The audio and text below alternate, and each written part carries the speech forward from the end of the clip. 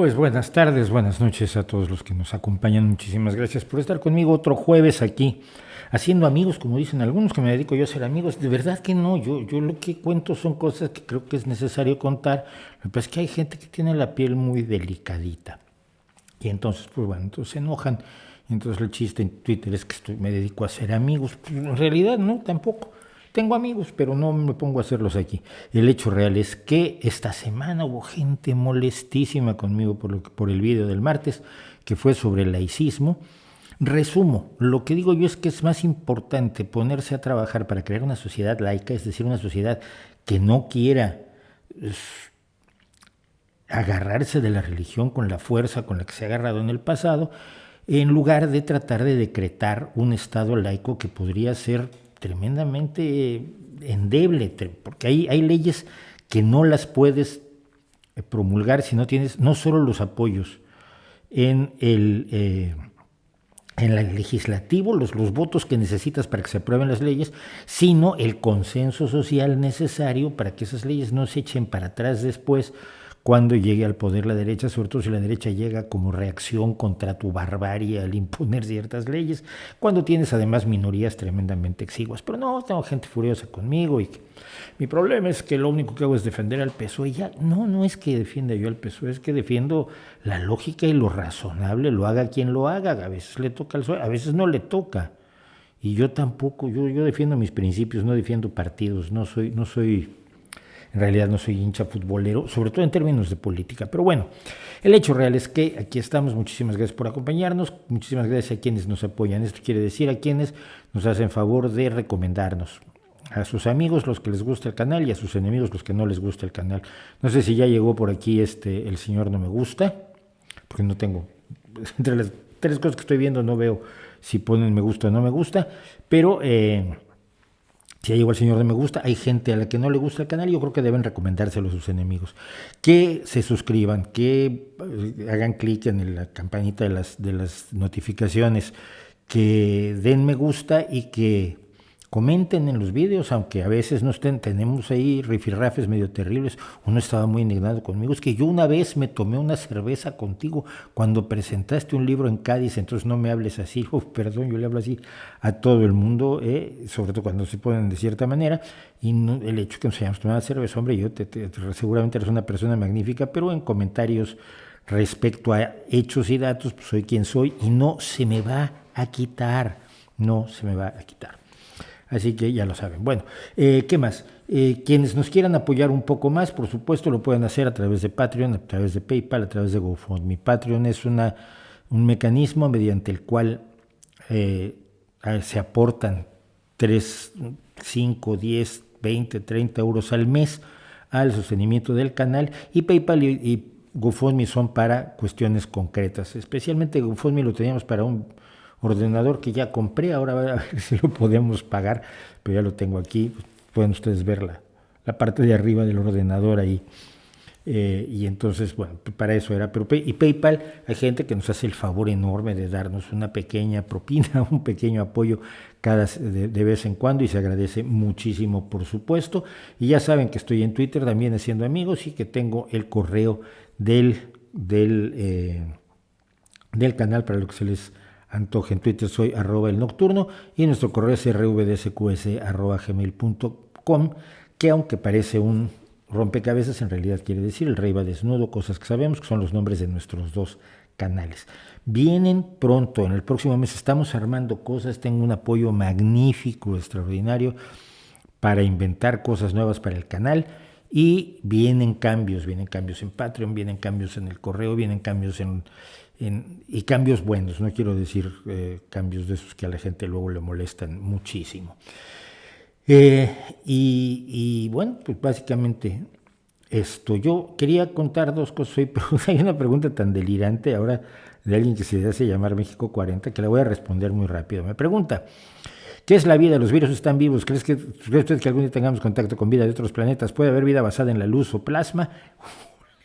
Da para como 5 horas de streaming. Rápido. ¿Qué es la vida? Una ilusión, una sombra, una ficción. Y el mayor bien es eterno, que toda la vida es sueño, y los sueños, sueños son.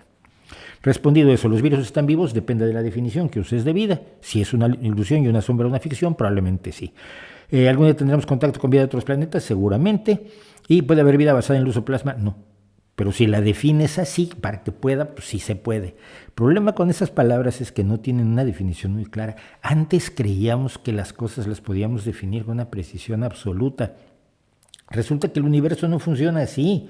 Resulta que el universo está lleno de grises. Entonces, si tú dices, ¿qué es en realidad la verdad? Pues no sé, tú define la verdad y podemos definir si algo es verdad o eso no la verdad, pero así en grande, ¿qué es la vida? ¿Qué es la felicidad? ¿Qué es?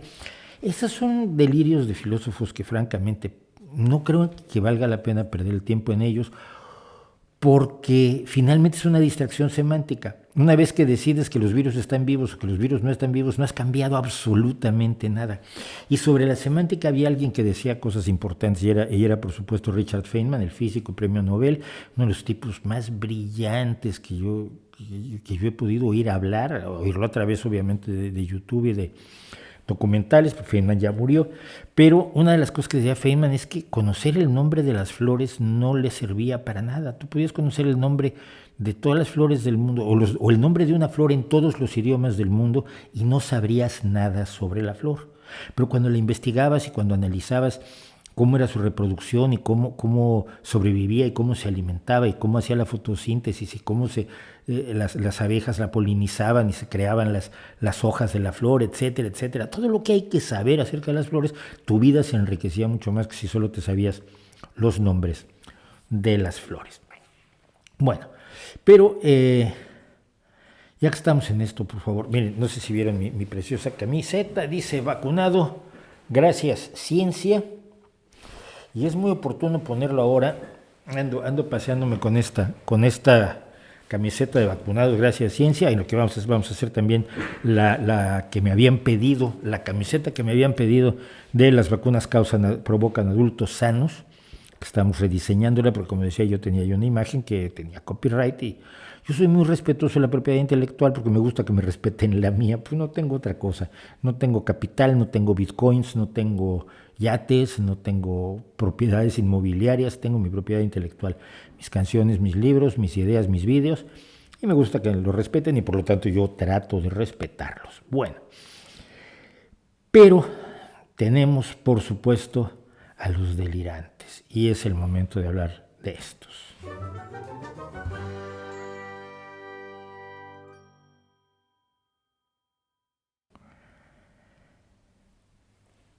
Han regresado los antivacunas, los covidiotas, los coimbéciles. Y además han regresado con tonterías aún peores. Y mientras otras personas dicen, bueno, no, es que no hay que insultar a los pobrecitos. Pobrecitos, nada, por favor, son criminales en potencia capaces en un momento dado de matar gente. Yo no puedo respetar a gente que dice tonterías tales que le pueden costar la vida a otros. Soy muy duro yo quizás. Ok, vale, sí, qué malo es Mauricio. Pero no se puede respetar, no se puede contemporizar con quien dice estupideces, con quien dice tonterías. Si lo dice honestamente, hay que explicarle que es tonto. Y si lo dice para sacar raja política como tanto listo que ya habíamos identificado al principio de la pandemia, pues peor aún. Entonces, ¿qué es lo que ha pasado? Bueno, han decidido, pregúntame cómo, no tengo ni idea. Voy a quitarla. Ya no, se supone que no está la...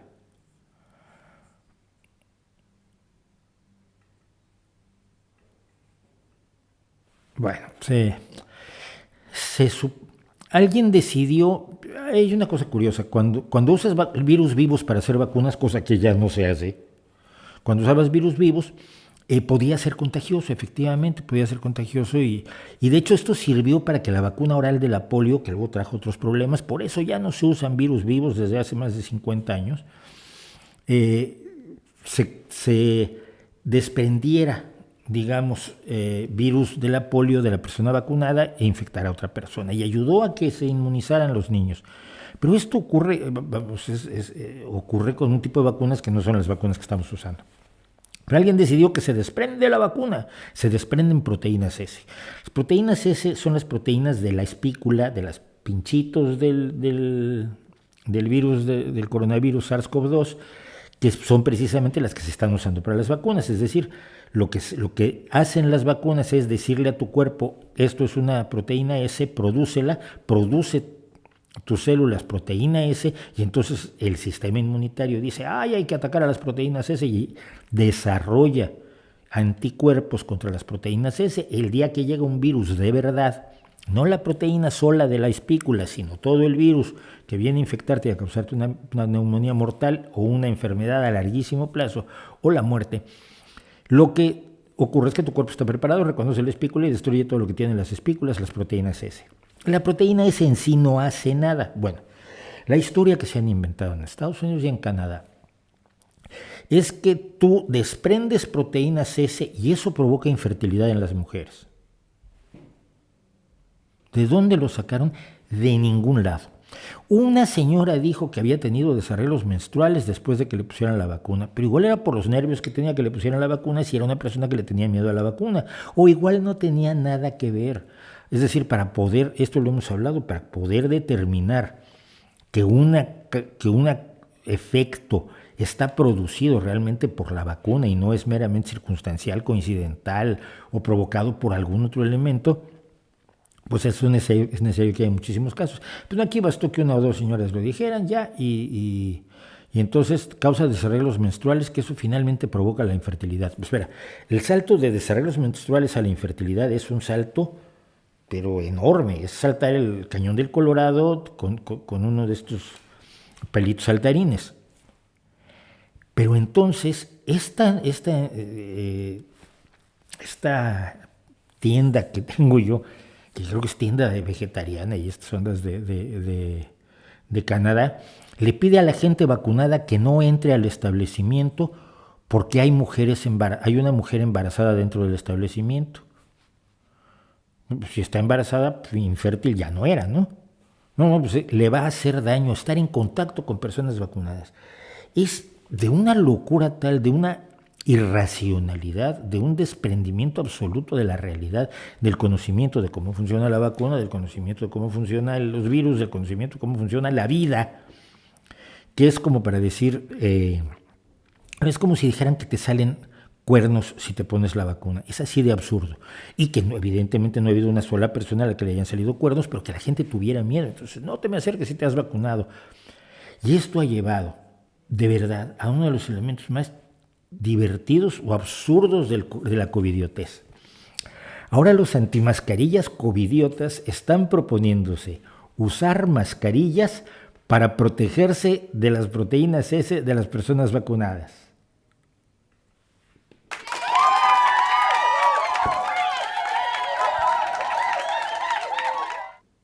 O sea, que las mascarillas no servían para protegerte del virus que no existía, pero sí sirven para protegerte de las vacunas de una proteína que esa sí existe, del virus que no existe. Es tan delirante que no puedo creer que sea meramente coincidental. No creo que a la gente se le vaya ocurriendo esto y se extienda. Hay gente, y esto se ha determinado en cierta medida en Estados Unidos, de 20 tipos, de 20 cuentas fundamentales de Facebook y Twitter, salen todas las teorías conspiranoicas. Todas las teorías conspiranoicas respecto, en este caso, de la COVID-19, del virus SARS-CoV-2 y de todas las circunstancias que lo rodean. Y lo mejor del asunto es que, sin embargo, una segunda locura que no tiene nada que ver con esta, pero que también la gente se la cree, porque si te crees una estupidez te puedes creer 5 a la vez, es que te pusieron un chip con la vacuna. Si alguien le ha puesto un chip a su perro, ha visto el grueso de la vacuna, el grueso del chip y el grueso de la aguja con la que se introduce el chip en la parte en el lomo del perrito, y a veces uno puede tocar el chip. Pero entonces lo que han hecho, y esto es una tía que lo hizo evidentemente a toda mala fe, con cinta adhesiva, se pegó un imán y dijo, mira, el imán se ha pegado al chip que me han puesto, nos han chipeado, estamos jodidos, gritaba la loca. Los chips que se le ponen a los animales, primero que nada, un chip no te puede hacer el seguimiento. Los chips que se le ponen a los animales son como este. Tenemos aquí un microchip de mascotas. Lo que hay en la punta al principio es el microchip de silicio. El silicio no es magnético. Luego hay un condensador de sintonía o capacitor de sintonía que generalmente está hecho de aluminio. Y luego finalmente hay una bobina de cobre que tampoco es magnético. O sea, si te metieran ese chip no se te pegaría el imán. Y puedes probarlo con tu perrito si tiene chip, ojalá lo tenga. Pero esto no es un GPS, esto no emite información para que te encuentre Bill Gates. Quien te quiere encontrar para eso ya tiene tu teléfono. El gobierno quiere controlarme, el gobierno sabe dónde vives. Bueno, sí, claro, porque pago mis impuestos y estoy en Hacienda y estoy en la sanidad pública ¿por qué quieren un chip? Para descubrir qué has hecho. Ha salido del supermercado y ahora se dirige a la farmacia, probablemente a comprar una aspirina. Cuidado, cuidado, atención, atención, agente 32, cuidado, por favor. Bueno, no es magnético, este chip no es magnético, pero además no emite nada. ¿Cómo funciona? Cuando uno le acerca un lector de chips, la información está obviamente en el microchip, que es la mera puntita. No puedo meter la mano allá, porque la pantalla está atrás. Bueno, pero lo que está en la punta, el microchip de silicio, tiene información grabada, como se graba la información en todos los chips de silicio. Cuando tú acercas un lector, el lector emite una radiofrecuencia y el capacitor puede guardar una minúscula cantidad de energía suficiente para leer la información del microchip y emitirla a través de la bobina de cobre. El mismo elemento que está lanzando la radiofrecuencia sobre el chip lee la información que emite la bobina de cobre y lee la información que había en el microchip. En el momento en que lo alejas, esto deja de transmitir. No es un GPS. Los GPS para perros son de este tamaño y se le ponen al cuello y son estorbosísimos. Hay gente que se los pone. Pero ante esta locura, lo mejor del asunto es que todo el mundo se ha olvidado de lo que iba a pasar con las vacunas y lo que iba a pasar con la COVID-19. Ahora inventan nuevas historias, ¿no? Sobre todo Miguel Bosé, que sigue pensando que Bill Gates lo controla. Bill Gates tiene suficientes problemas en este momento como para ocuparse de Miguel Bosé o de cualquiera de nosotros. Se está cayendo el mundo encima por calenturiento, básicamente. Pero la pandemia era para disminuir la población humana. ¿Se acuerdan ustedes? Son todas las conspiraciones de fin de la población, de control de la población, de reducción de la población, porque los poderosos quieren reducir la población, porque quieren ganar menos dinero, básicamente. Entonces, si tú tienes 10 personas que te compran tus cosas, tú lo que quieres es matar a 5 para que solo 5 te compren tus cosas, porque no te gusta tener dinero, ¿verdad, Jeff Bezos? Bueno, pues este año ha habido 50.123.197 nacimientos, más o menos, contra 21.042.919 muertes, 3 millones de las cuales son por el coronavirus o estrechamente relacionadas con el coronavirus. Es decir, el crecimiento poblacional este año ha sido de 29.080.277 personas, más o menos. Estas son cifras que saco de lugares que lo van estimando constantemente, no son exactas. Bueno, 29 millones. Si en una pandemia organizada por los más inteligentes del Club Bilderberg y del Foro de Davos y de los Illuminati, los masones, los reptilianos y la cofradía de los chifladitos de mi tía Enriqueta, en su esfuerzo por controlar la población mundial, ha aumentado la población mundial en 30 millones de personas, yo diría que están fracasando. Obviamente eso no está pasando. Pero tampoco ha ocurrido que la gente tenga hipoxia, que se intoxique o que se infecte horrorosamente por usar la mascarilla, y va a provocar pleuresía, y va a provocar unos problemas del copón, y vamos a tener todos graves problemas respiratorios, como los tienen los médicos. Usted sabe, cuando se están operando los médicos con la mascarilla, de pronto es muy común que los médicos se desmayen encima del paciente por hipoxia y que se intoxiquen. Obviamente esto no pasa y ha demostrado que no pasó. No me acuerdo qué más locuras decían que iba a pasar, pero evidentemente no han ocurrido y me tiene bastante preocupado que la gente todavía se ponga a pensar que esto va a ocurrir. Bueno, pues esto es más o menos lo que está pasando en el mundo de las vacunas.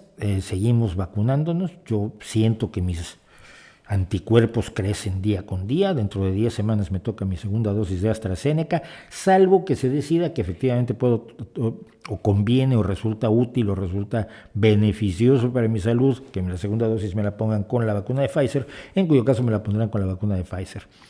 Como yo no sé de esto, no quiero opinar, porque he estado viendo gente opinando de esto como si fueran todos vacunólogos.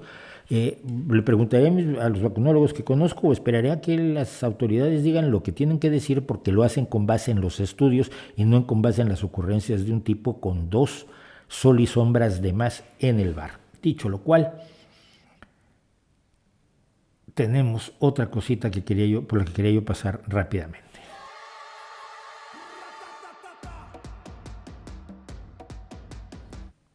Así es, tenemos 2 nuevas secciones. Estoy harto de que esa puede regresar o no, y la tontería posmo de la semana, que si hay suerte la podemos tener todas las semanas. No soy nadie para defender a alguien como Kendall Jenner, de esta familia de las Kardashian que se hacen ultramillonarias no haciendo nada. No hacen nada, están allí.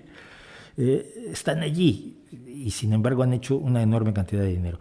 No es para defenderlas, pero Dios mío, el ver a la posmotontería diciendo que el hecho de que anuncie un tequila, o sea, dueña de una compañía de tequila en la zona de Jalisco, donde se produce el tequila de denominación de origen en México, es apropiación cultural. Cuando hice los comentarios sobre apropiación cultural aquí en este streaming, hubo gente que se puso tremendamente molesta conmigo porque decía que no, tu cultura es tuya y no la puede usar nadie más. Entonces, es como tratar de registrar en derechos de autor el la menor para que nadie más pueda usar la menor más que tú, pero bueno. Pero alguno mencionó la denominación de origen. La denominación de origen no es una cuestión de carácter cultural. La denominación de origen es una cuestión de carácter comercial. Tú puedes producir todo el queso tipo Emmental que quieras, pero solo las personas que trabajan en donde tradicionalmente se hizo el queso Emmental tienen derecho a comercializarlo como Emmental. Los otros son tipo Emmental, o tipo Roquefort, o tipo Brie, o tipo el que quieras. La denominación de origen es una determinación de marca de calidad comercial. Si el tequila es denominación de origen porque se está haciendo donde se hace en Tequila, Jalisco, y se hace con los procedimientos y las materias primas autorizadas, reconocidas en la denominación de origen de tequila, y alguien compra una destilería, una hacienda de agave, lo que sea, para hacerlo, ¿cómo es eso apropiación cultural? Hay que estar muy tonto para creer eso.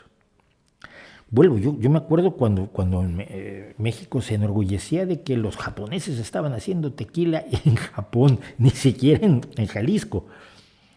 Por supuesto, cuando existió la denominación de origen del tequila, ya no puedes hacer tequila en ningún lado que no sea en las zonas donde se produce el agave azul tequilana, que es la materia prima fundamental del tequila, y además tienes que seguir ciertos pasos, y hay organizaciones de comercio y de industria que vigilan que no te salgas de los esquemas de producción que te permiten tener la denominación de origen. Pero no es un asunto cultural. Otra vez, la cultura es de todos. Al que le guste beber, a mí no me gusta, no bebo, para el que le guste beber, si el tequila es bueno, y ponerse a llorar porque vino una modelo, compró una hacienda tequilera, y entonces esto es el desastre de la cultura mexicana. Yo les puedo contar lo que es el desastre de la cultura mexicana. El desastre de la cultura mexicana es que los grandes intelectuales, los escritores, los historiadores, los pintores, los actores, los directores de cine, los poetas, estén apoyando ciegamente a un gobierno que está siendo nefasto. Eso es una tragedia cultural. Porque es echar por la borda el trabajo de muchísimos años de muchísimas personas que utilizaron el arte, la música, el cine, la literatura, la poesía, el dibujo, el teatro, para denunciar los atropellos de una serie de gobiernos lamentables que hacían lo mismo que está haciendo el gobierno actual. Si lo criticabas antes y lo apoyas ahora y eres una persona del mundo de la cultura, tú eres una tragedia cultural, no que una modelo. Que una modelo, por favor, tenga una hacienda de tequila. Bueno, con esto yo creo que hay suficientes enemigos por hoy. Pero vamos a ver qué nos está contando en el chat. La subida de la luz, no sé ni de dónde eres. Entonces, ¿dónde sube la luz? ¿Por qué sube la luz? ¿Quién subió la luz? ¿Es privada? ¿Es pública? No sé. Raistlin 34 no me dice nada. No sé, soy de tal país y en tal país está pasando esto, y lo más probable es que te diga yo que no sé, porque además no lo sé. Sé que en España se hace por subasta todos los días el precio de la luz, y que desafortunadamente la mayor parte de la generación eléctrica es privada, y eso desprotege enormemente al ciudadano. En otros lugares es pública, y si está subiendo la luz, pues eso se le discute al gobierno y no a mí. ¿Qué opino de Dante Delgado? Que no sé ni quién es Dante Delgado. ¡Qué barbaridad! ¿Quién son los globalistas y qué es el nuevo orden mundial? Esto ya lo he comentado, y tengo vídeos enteros sobre el asunto. Globalistas ahora somos todos los que creemos que los países deben estar abiertos a las influencias culturales, comerciales, de todo tipo. La globalización, como ya lo he contado, era una idea originalmente meramente comercial, financiera, de negocios, que se convirtió en, pues está muy bien, pero cuando las mercancías pueden pasar las fronteras, pues las ideas y las personas también, y entonces nos conocemos mejor y tenemos menos miedo del distinto, y cuando tenemos menos miedo del distinto, pues nos lo pasamos mejor todos. Acabamos con cosas como el racismo y las discriminaciones étnicas y culturales.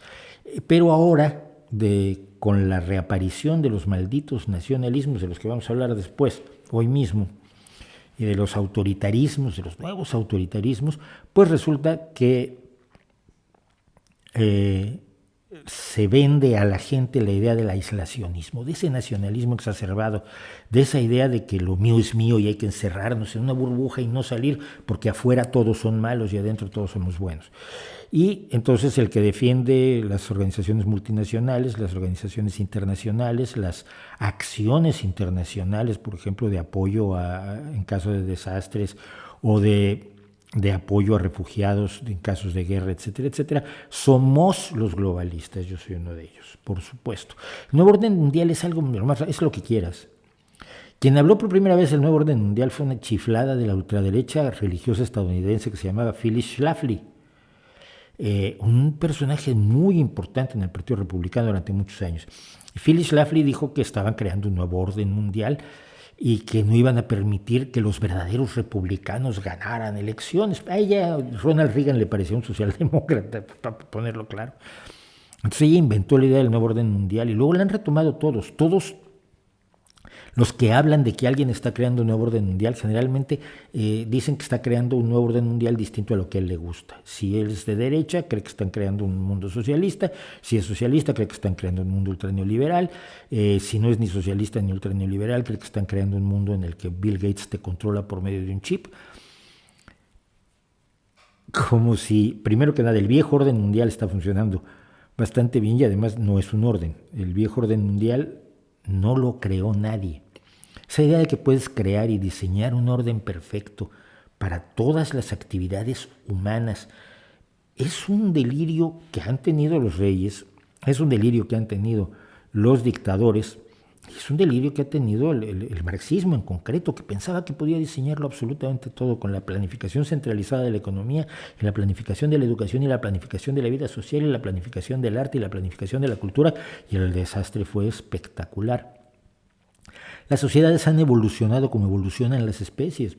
Lo que va funcionando se va quedando, y lo que no va funcionando se va abandonando, pero lo que tienes al final no es precisamente una sociedad ideal, tienes una sociedad funcional.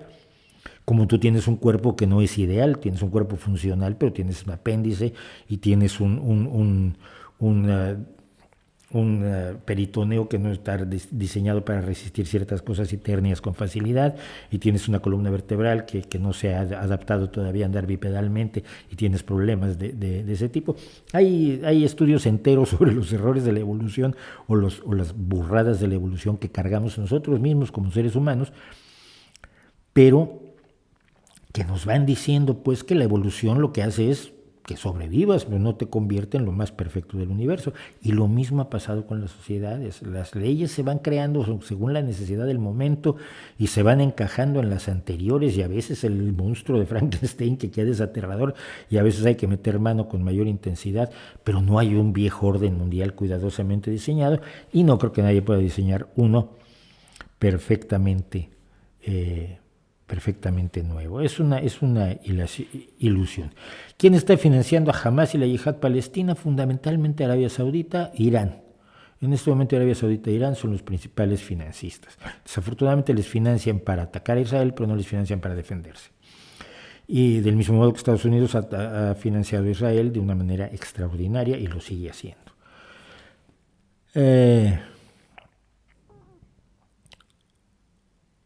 No, esto no tiene nada que ver con que sean chiitas o sunitas, cuidado.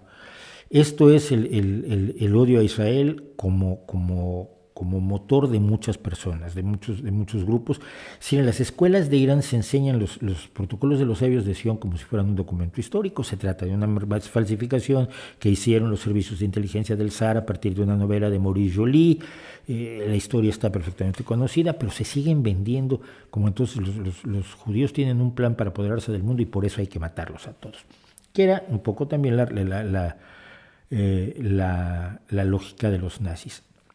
No digo que todos los árabes evidentemente tengan esto, pero sí, en Irán concretamente hay esta creencia, y entonces allí no se trata de los problemas entre los dos ramas herederas del Islam, sino se trata de que ambas ramas herederas del Islam consideran que deben acabar con los judíos. Isabel, gracias por decir que el vídeo sobre el laicismo es una maravilla. Me han pegado hasta con el gato con él.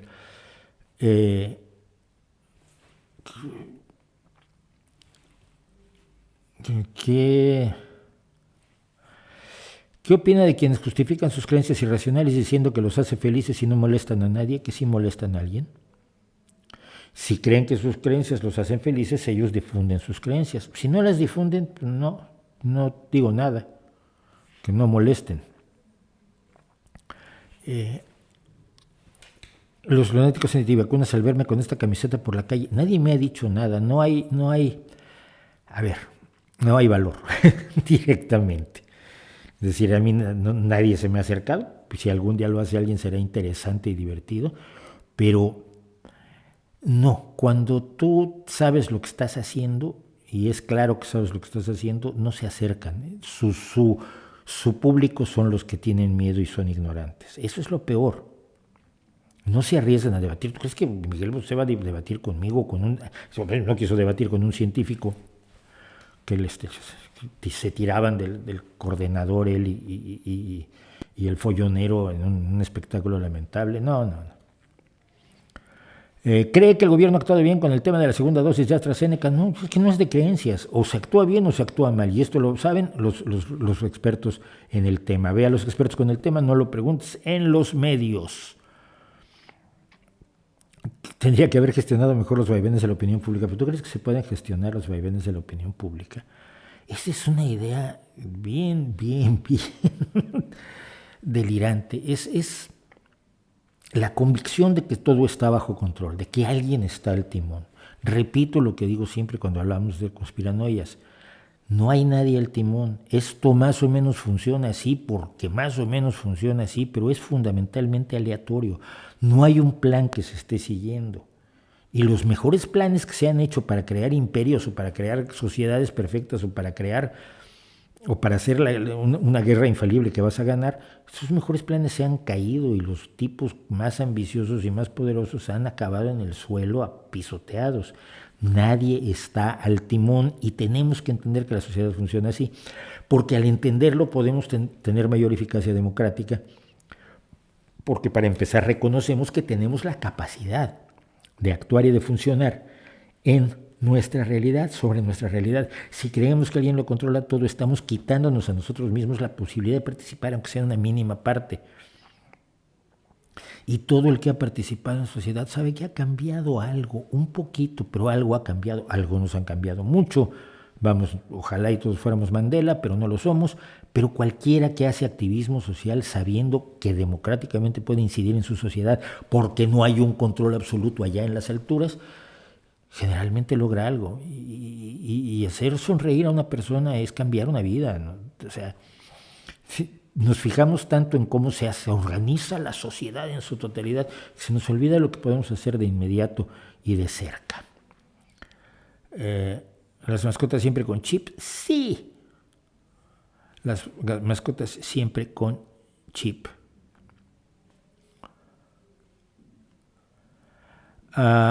Quien no se quiere vacunar, vas a asesinar a alguien si te contagias. A mí me da igual que tu abuela haya vivido 2000 años.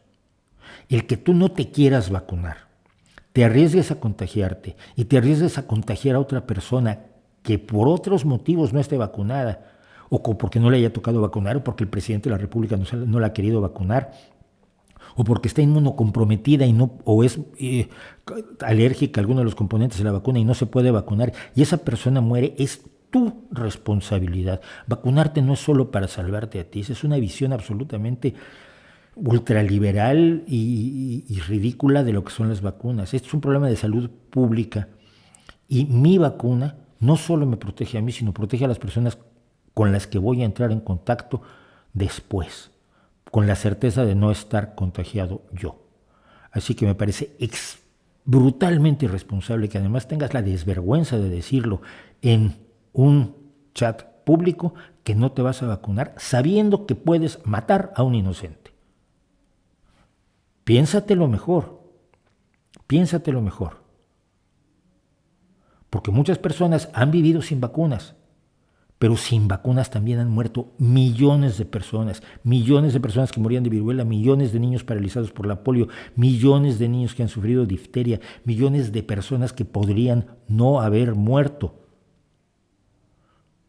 y que la falta de vacunas los llevó a la muerte. Y millones de personas que vivimos gracias a las vacunas. Así que un ejemplo de tu abuela no es suficiente para que creas que estás facultada para arriesgar la vida de otros seres humanos. Piénsatelo bien.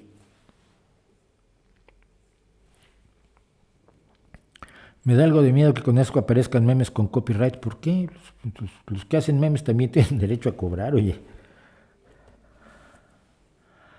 De la posmodernidad hablo todo el tiempo, Eduardo, todo el tiempo. Bueno, sigo. ¿Qué opinas que en México quieren regresar a clases presenciales? No lo sé, depende cuál es la situación en México, nadie sabe. Yo no sé realmente cuál es la situación en México, porque por un lado hay estudios de un tipo, por otro lado está la versión oficial, la verdad oficial, y dependiendo de cuáles sean los hechos, en España tenemos clases presenciales desde septiembre.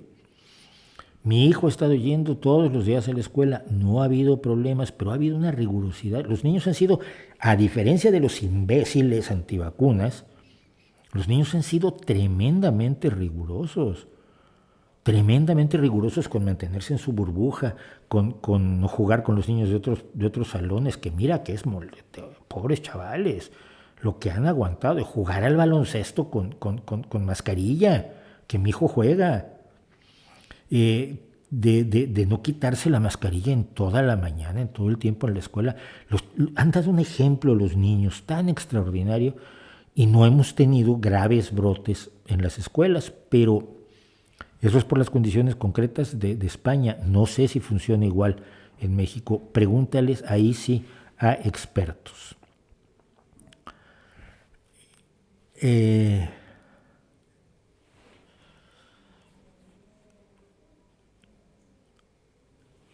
Pues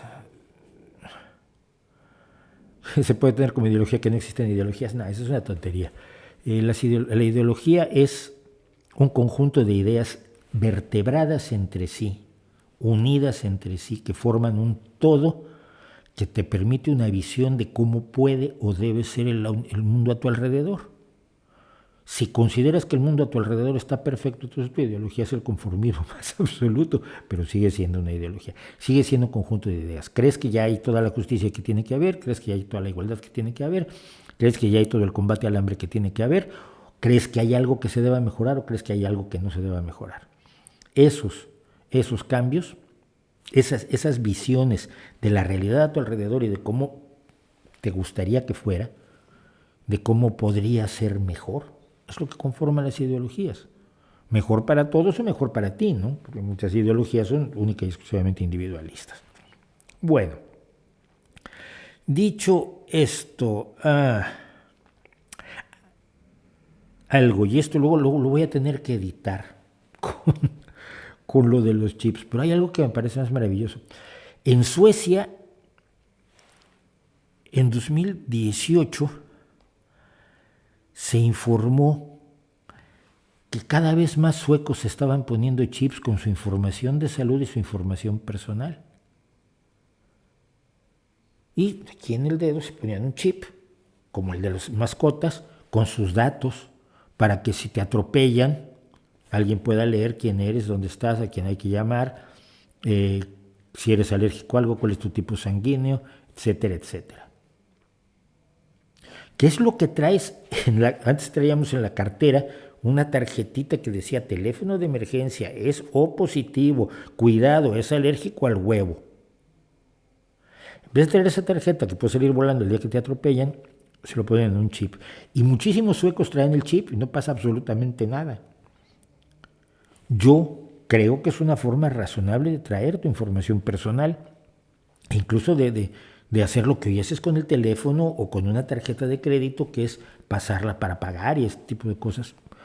No le veo lo raro, pero mucha gente está usándolo porque es razonable y porque sabe para qué sirve el chip y sabe que es imposible que ese chip sea activado por 5G para que Bill Gates sepa de qué color traes los calzones, para acabar pronto. Bueno, aquí hay una respuesta que quería yo darle a Íñigo de A Coruña, que nos hace preguntas con bastante frecuencia, porque hay una percepción incorrecta de cómo se han desarrollado los asuntos desde el inicio de los grandes ataques islamistas, y estamos hablando de los últimos 20 años.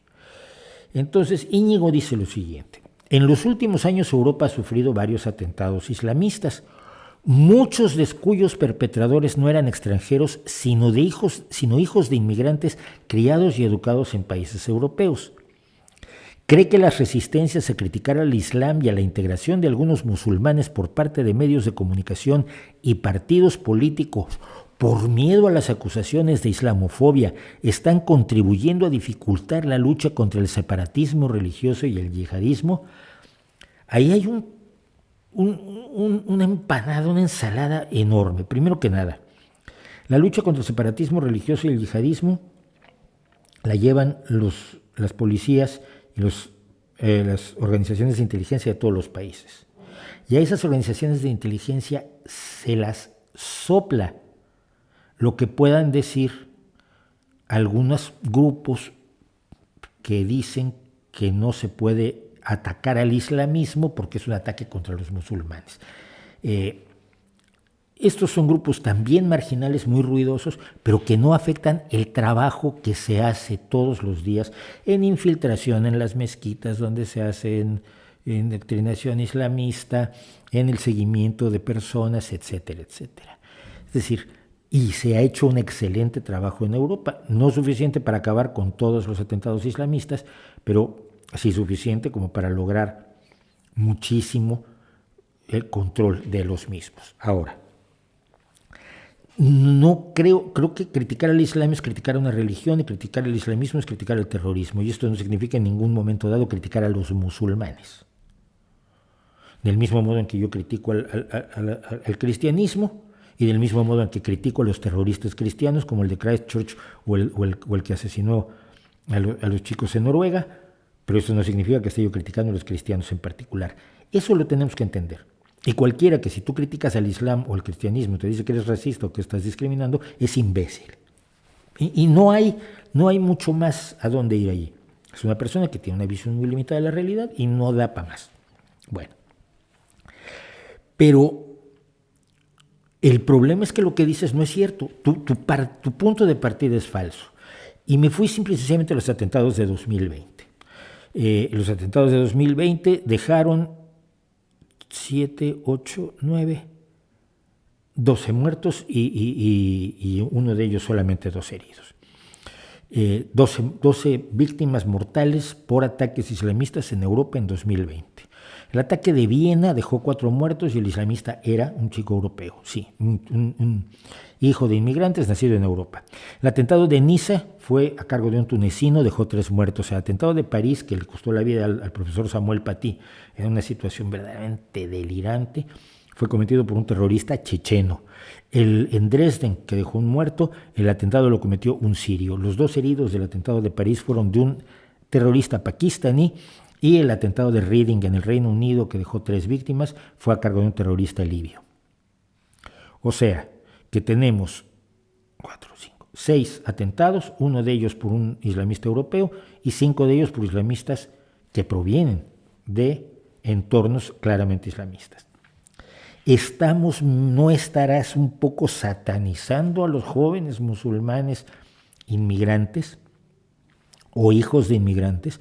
Porque uno de los problemas que tenemos, uno de los elementos de los que se aprovechó el islamismo, y se aprovecha, pero ahora más controlado, uno de los elementos de los que se aprovechó el islamismo es precisamente la discriminación, la falta de integración, la guetoización de los inmigrantes en muchos lugares. Cuando hay gente que se queja, es que todos los musulmanes viven juntos en X lugar de Suecia o en X lugar de Francia, y eso es ¿por qué? En buena medida porque la presión exterior hace que se cierren en su círculo. Pero esto lo hicieron los judíos en el medievo, pero esto lo hacen los gitanos en toda Europa todo el tiempo. Cuando te sientes bajo asedio, cierra círculo. Cuando el asedio desaparece, abres el círculo. Yo recuerdo cuando estuve en Bruselas y me fueron a enseñar el barrio de los españoles, ¿no? Claro, los españoles que salieron por las atrocidades económicas de la dictadura del Chacal Franco, tuvieron que irse a Bélgica y Alemania fundamentalmente. Una tía abuela política que estuvo trabajando en Alemania durante muchísimos años, se fueron a ganarse la vida allá porque en España no había para comer. Eran refugiados económicos tal como los refugiados económicos que tenemos hoy en España. Y fui al barrio de los... y no había españoles. Y luego fuimos a los bares estos de inmigrantes negros. Y resulta que había más blancos que negros. Y yo decía, ay, pues esto es un fraude, tío. Me dice, bueno, no, es que ya ahora ya está muy integrada la cuestión en Bruselas. Entonces, pues, los españoles ya no tienen necesidad de vivir en el barrio de los españoles porque está normalizado que haya españoles como parte del mosaico cultural de Bruselas, y los árabes pues, son parte del mosaico y los negros son parte del mosaico, y entonces pues, ya no hay cafés donde se encierren y solo vayan negros. O sea, esto es algo que ocurre dentro de las comunidades, pero que también es forzado por los elementos de fuera que se niegan a que esas propias comunidades se integren. Me acuerdo la primera vez que yo estuve en Estados Unidos, en Phoenix, Arizona, que iba yo a una convención de ciencia ficción y acabé en un bar que no me di cuenta que eran todos negros hasta que uno se enojó conmigo porque estaba yo allí. Afortunadamente iba yo con otro aficionado a la ciencia ficción negro que le dijo, oye, no, este viene conmigo, no trata de no romperle la cara mucho. Pero es un fenómeno de 2 vías. Cuando integras a los inmigrantes, cuando los vuelves parte de tu sociedad, pierden la necesidad de crear su propio gueto y de crear su círculo, su cinturón defensivo, que puedes ver en poblados de minorías oprimidas en cualquier lugar del mundo, sean los gitanos en Rumanía, sean los rohingya en Myanmar. Obviamente creas esas burbujas. Romper esas burbujas es lo que hace, por ejemplo, lo que intenta, por ejemplo, hacer Francia. Francia te facilita el vivir en ciertos barrios de donde hay un grupo predominante de inmigrantes, de modo que haya una mezcla. Entonces te dan facilidades para... Yo tengo un amigo novelista que estuvo en su casa en París y me explicaba cómo él estaba en un lugar fundamentalmente de tailandeses, en un barrio que era de tailandeses, pero que ahora con la participación de con los apoyos sociales para que más franceses y gente de otras etnias y de otros orígenes fuera a vivir esos barrios, pues estaba rompiendo el círculo tailandés. Entonces, y acabamos además comiendo en un excelente restaurante tailandés. Entonces, esa visión que tenemos, es que todos los terroristas islamistas son hijos de inmigrantes, crea un motivo más para la discriminación que a su vez el promotor, el imam islamista, aprovecha para decir, ves, no te quieren porque son todos malvados, porque los herejes. Sí, además es de primaria esto. Entonces, cuidado con esas percepciones que tenemos de, todos son así, porque luego resulta que no todos son así. Y cuando decimos que todos son así, eso tiene un nombre muy feo. Se llama prejuicio. Y a partir de allí se crean las peores atrocidades de las sociedades.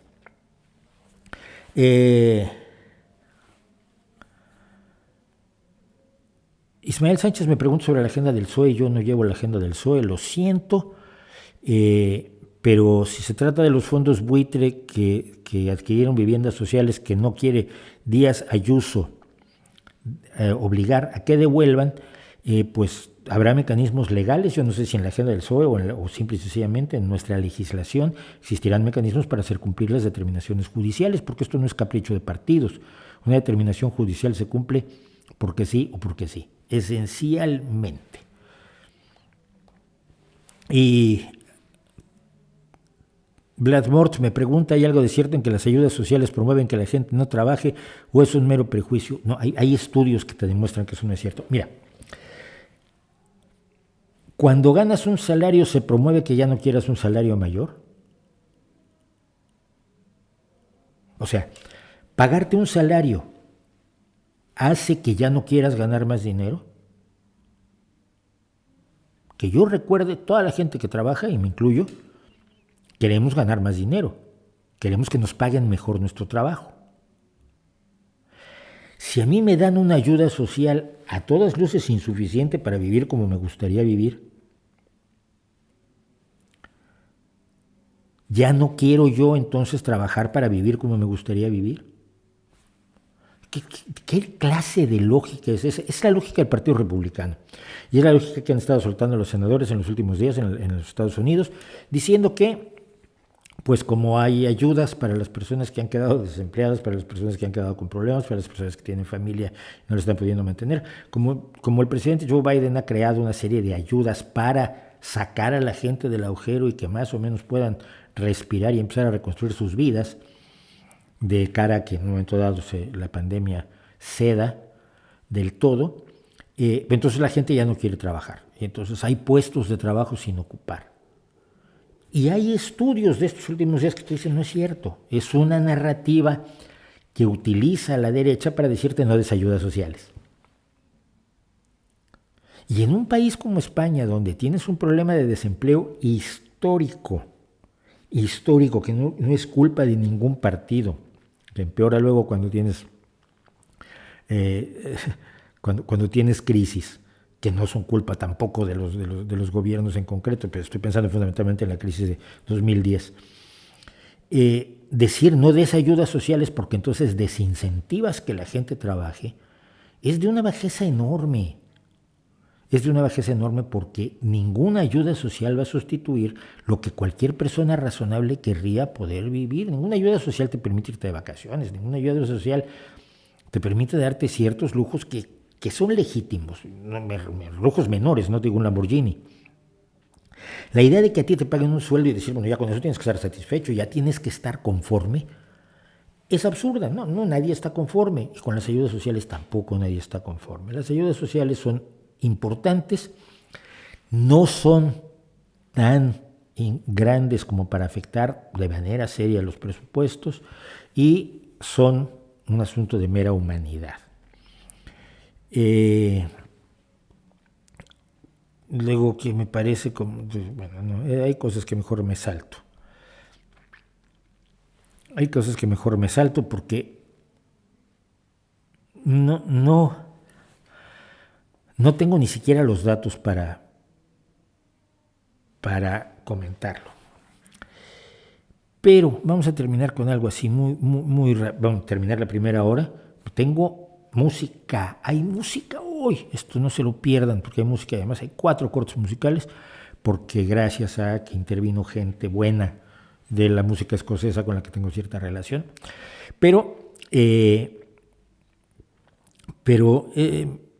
el tema Israel-Palestina me piden muchísimo que lo comente. ¿Qué quieren? ¿Qué se puede decir? Mira, lo peor que se puede hacer es entrar en el juego de los argumentos. Y sobre todo los argumentos históricos. Ya, pero es que en 1948, ya, pero es que nunca existió un país llamado Palestina, que no existió. Ya, pero es que les quitaron la tierra, ya, pero también se les quitó Jordania y Egipto, ya, pero es que... Y entonces te dedicas a discutir en los partidos de los últimos 25 campeonatos. ¿Qué pasó? Pasó que hay un enfrentamiento donde se está sacando a los palestinos de sus casas en la zona de Al-Quds, en Jerusalén. Y pasó que los palestinos protestaron y la policía les dio, sobre todo en la zona de Al-Aqsa, que es la zona del monte del templo, que es la zona donde se encuentra el templo de Jerusalén, el templo judío, pero está también la mezquita de Al-Aqsa, pero está también la basílica o catedral o capilla del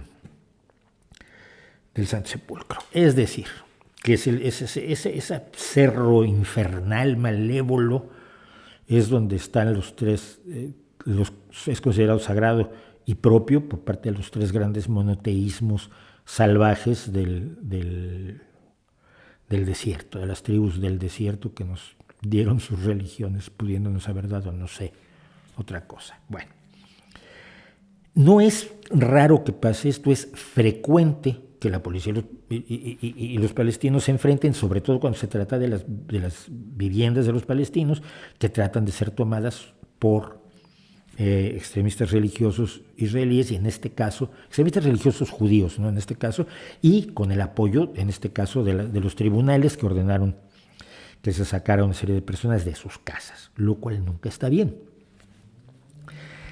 Este momento lo aprovecha Hamas para lanzar por primera vez en muchos años una serie de ataques con cohetes brutal hacia Israel. Israel tiene un mecanismo de defensa que se llama el domo de hierro, que consigue acabar con la mayoría de los cohetes que lanza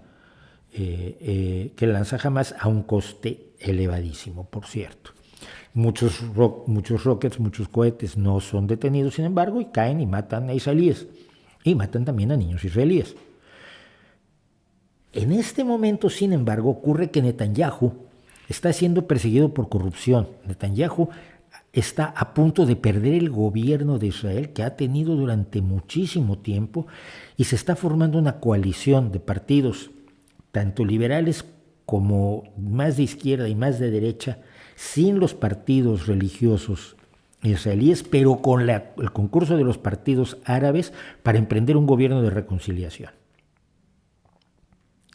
Y en este momento los ataques de Hamas fortalecen a Netanyahu y Netanyahu decide responder. ¿Israel tiene derecho a defenderse de los ataques? Por supuesto, como todo país tiene derecho a defenderse de los ataques.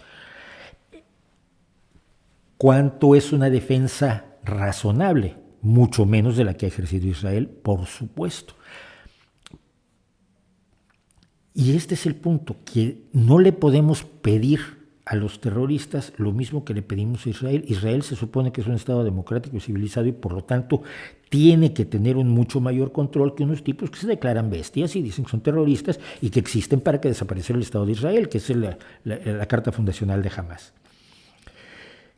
Entonces, la respuesta excesiva, brutal de Israel a los ataques de Hamas consolida el gobierno de Netanyahu en Israel y consolida el gobierno de Hamas en la Franja de Gaza. ¿Qué quieren que diga? Que Israel no debe defenderse, sí debe defenderse, pero no así. que los palestinos no deben ser atacados, no deben ser atacados, que jamás debería soltar su férreo control sobre los palestinos. Por supuesto que sí, Hamás es una organización que no le interesa el bienestar de los palestinos, sino la destrucción del Estado de Israel. Por eso todo el dinero que se da a Hamás no se utiliza tampoco para hacer algo similar al escudo de hierro de los israelíes y defender al pueblo palestino de los ataques israelíes, que sería muy razonable. Hombre, sería lo primero que yo pensaría, oye, ¿cómo nos defendemos de los ataques de la aviación israelí? Pero eso no parece interesarle a Hamás. Entonces, en este asunto que es tremendamente triste, donde ha muerto gente de ambos lados, y no me voy a meter en los números, sí, han muerto muchos más palestinos, y es muy lamentable, pero ese jugar a cuántos mataste tú, cuántos maté yo, tiene algo de mezquino y de sucio y de repugnante. Esta desgracia de dos pueblos, la mayoría de cuyos integrantes no quieren esto, hay que aclararlo, la mayoría de cuyos integrantes no quieren esto lo mueven extremistas religiosos y políticos a ambos lados de la frontera de Gaza,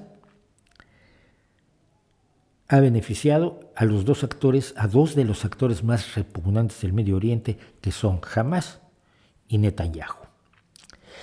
Y Aloysius Acker,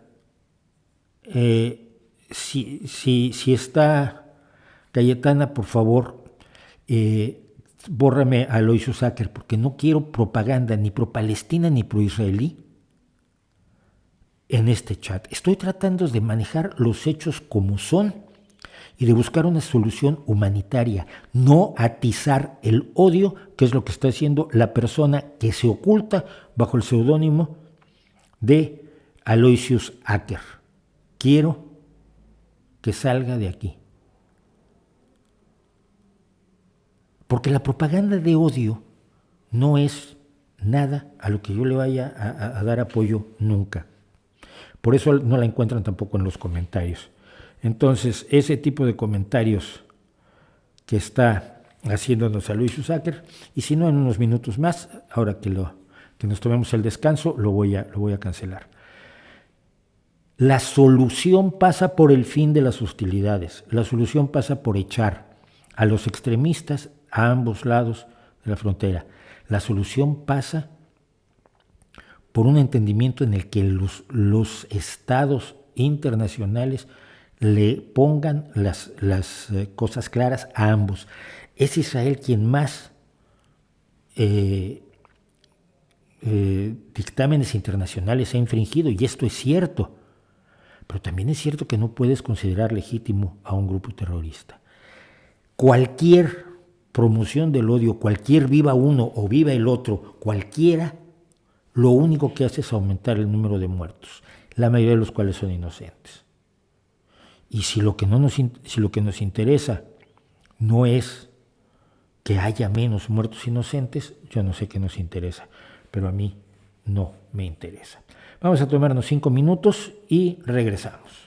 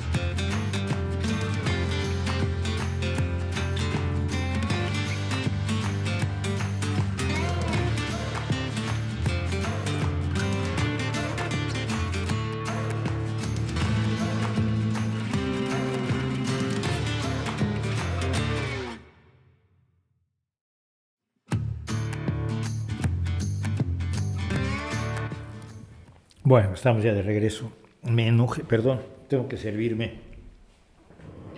El chiste es que no se vea el anuncio. La verdad, se me olvidó servirme durante el corte. Pero es que me han hecho enfadar hoy 2 veces y lo siento. Sé que debería ser más ecuánime, pero también sé que mi vida no es así y nunca lo he sido. Hay cosas que me cabrean y miren, cuando yo era muy jovencito, tenía 16 años, fue, a ver, 1973, teníamos 18 añitos, ¿no? Sí. Y yo tenía 2 amigos, uno del que ya he hablado, con el que escuché por primera vez a Janis Joplin, que era judío, hijo de inmigrantes judíos en México, cuya abuela, por cierto, tenía el tatuaje del número, había estado en alguno de los campos de exterminio. Y en los campos de concentración, que no son lo mismo, probablemente como trabajadora. Bueno, él era me decía, judío y su familia decía que yo tenía que ser judío, que solo podía tener amigos judíos, entonces fingíamos que yo era judío y como el apellido me ayudaba, bueno, uno de mis mejores amigos de la secundaria y el bachillerato. Y luego otro que era, sirio-libanés. Es un fotógrafo, además, un fotógrafo muy conocido ahora. Y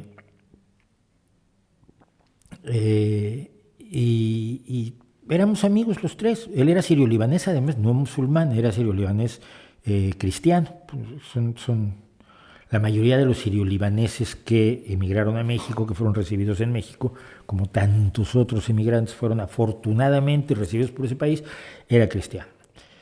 Y yo me acuerdo el día de cuando empezó la guerra del Yom Kippur, fue de 1973. Se dejaron de hablar, pero se dejaron de hablar todos los sirio-libaneses con todos los judíos de la escuela. Yo era el pobre de una escuela de ricos, mi familia se esforzó por tener una escuela privada, mis profesores eran todos del exilio español, pero había muchos judíos y había muchos sirio-libaneses de familias pudientes, ¿no? Familias que tenían bancos como los Abumrad y gente así. Y de pronto estos dos se dejaron de hablar, ¿no? Y yo decía, puedo saber qué tiene que ver, cómo atraen hasta México esta situación y la convierten en su enfrentamiento, en un intento de solución. Desde entonces estoy así. Me duelen los muertos de ambos lados, lo siento, no puedo tener júbilo por los muertos de ningún lado, en menos en este caso. Porque además tenemos que darnos cuenta que el futuro del mundo en mucha medida se juega en el Medio Oriente y ahí es donde tenemos que crear entendimientos y parar los enfrentamientos como se pueda, si sea con un muro. Bueno, no lo sé, no tengo las soluciones, pues si las tuviera no estaría donde estoy, sino estaría en otro lado y cobrando el triple. Pero bueno, vamos a algo más amable, vamos a hacer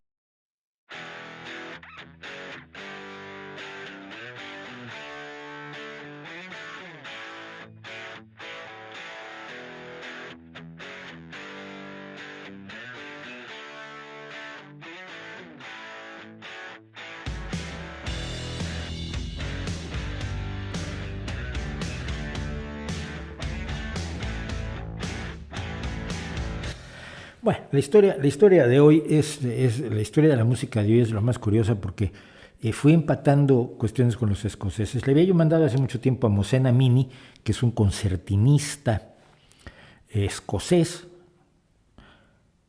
de padre iraní, pero el nombre es claramente de Medio Oriente, Mohsen Amini, pero es escocés. Le había dicho, alguna vez intercambiamos comentarios y tal. Y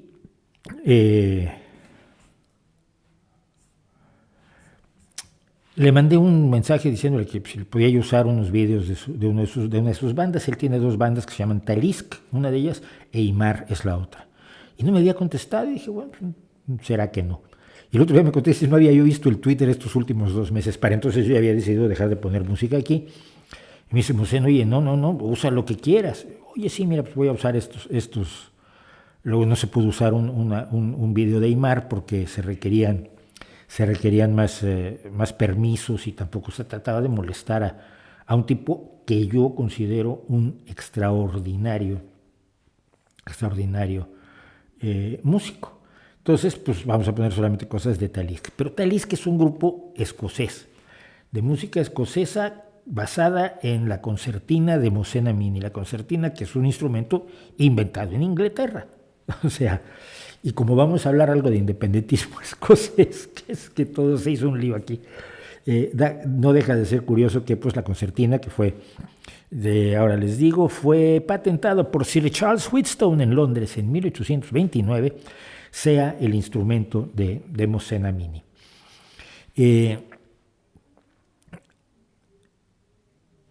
Por cierto, a la izquierda de Mosén está Hayley Keenan, que es una extraordinaria violinista, aparte de tener un club de folk, por cierto, en Escocia, y Graham Armstrong, que es un guitarrista muy, muy conocido en Escocia, y los tres formaron Talisk. Pero con uno de los vídeos que vamos a ver, tuvo que ver con otra cosa, con una cantante que es Iona Fife, ya no sé cómo se pronuncia, esto es un error, no saber cómo se pronuncia, que hicieron la Carta Europa que usamos el otro día. Entonces, bueno, pues el chiste es que acabamos hablando de música de independentismo escocés, pero un independentismo muy raro, muy distinto del de antes, y de sobre todo la música. Un grupo que es absolutamente instrumental, que tiene la enorme capacidad de hacer con instrumentitos que parecen, voy a escuchar la concertina, el violín y la guitarra de estos. Es pues algo así como para sentarse y relajarse, ¿no? Y hacen otra cosa.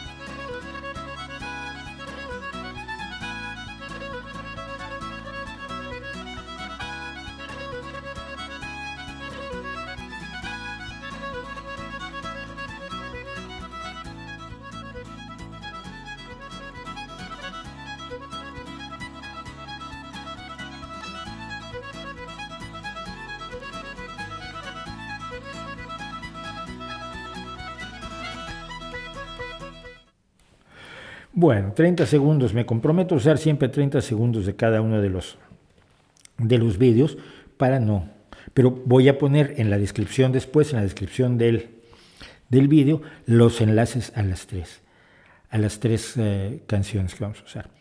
Mosén Amini es un monstruo de la concertina, no se le puede llamar de otro modo. Lo que han visto ustedes, la capacidad del virtuosismo con los botones de la concertina, es impresionante, pero al mismo tiempo es poco, porque lo primero es la potencia del grupo, la capacidad de generar ese tipo de emociones que uno encuentra más propias del rock con estos instrumentos. Mosén Amini fue en 2016, ganó el premio de músico tradicional joven de la BBC Radio Escocia, que es uno de los premios más importantes que da Escocia. Cada año elige a un joven músico y lo convierte en su joven músico tradicional del año. Escocia, impresionantemente, porque finalmente es una islita, que me oigan los escoceses, o sea, se van a enojar conmigo porque además les voy a pasar URLs de todo esto, tiene una cantidad de música y una cantidad de bandas de primera. Puedo ponerme a dar nombres: Young Guns, Elephant Sessions, cantantes como Siobhan Miller, que es una de mis favoritas de toda la vida, en fin, y montones de cantantes, sobre todo mujeres extraordinarias. Pero de entre ellos destaca Mosén por esta potencia, por esta visión moderna del folk que a mí me parece muy importante.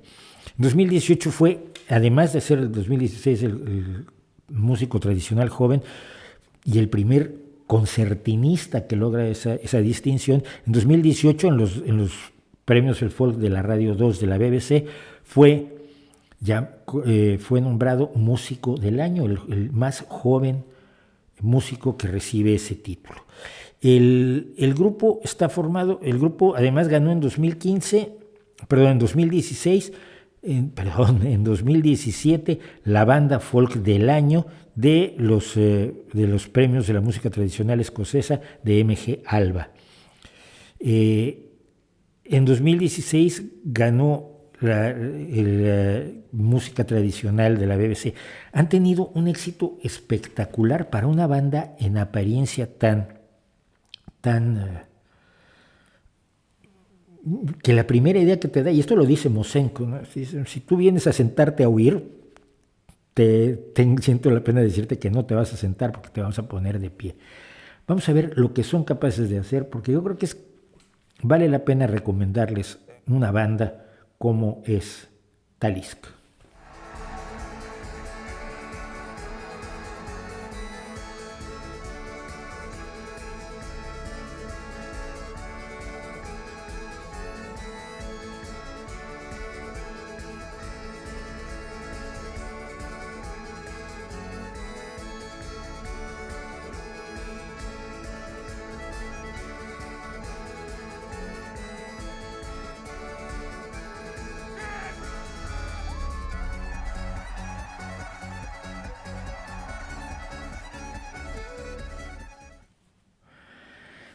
Si no les parece lo suficientemente potente, quizás lo que necesitan ustedes es cambiar de aires.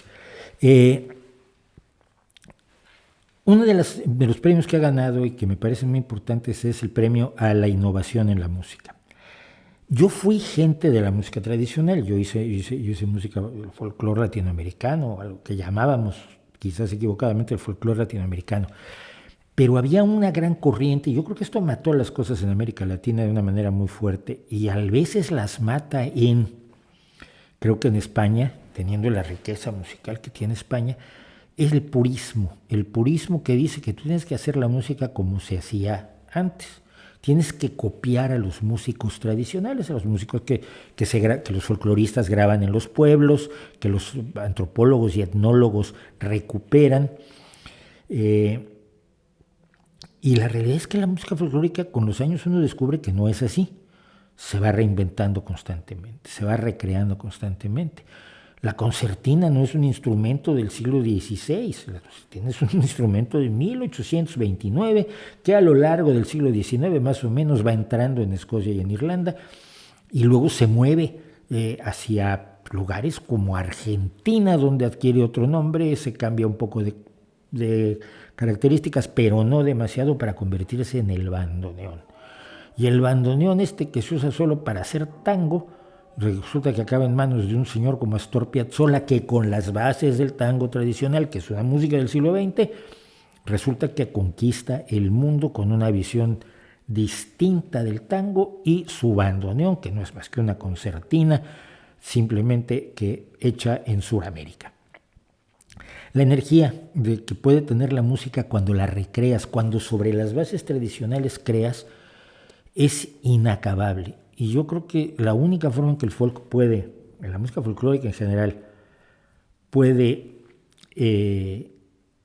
seguir dejando un pozo cultural relevante para todos los que se acerquen a ella, aunque no pertenezcan a la cultura a la que se acerca, como sería mi caso, que ni siquiera he estado en Escocia y sin embargo tengo muchos amigos en la música escocesa, es porque es un elemento vivo, no es un fósil de museo. La música folclórica no puede ni debe ser un fósil de museo. Yo me acuerdo cuando la gente se enojó con Evia por lo de la gaita electrónica, y yo no entendía por qué se enojaban. A ver, Evia hizo un trabajo excelente y hacía una música maravillosa, pero yo decía, ¿por qué se enojan? ¿Por qué ese mirar por el retrovisor a una música que quieres convertir en un fósil cultural en vez de que sea la semilla de lo nuevo, como siempre lo ha sido la música? De la música tradicional nacieron las grandes obras sinfónicas, y de la música tradicional y del blues y el gospel nace el rock, y nace ahora la música contemporánea más ambiciosa, que no puede cerrar los ojos al hecho de que tiene entre sus influencias fundamentales el modesto blues de principios del siglo XX, que tampoco se remonta al siglo XIX, como ya comenté en algún video que hice sobre la historia del blues.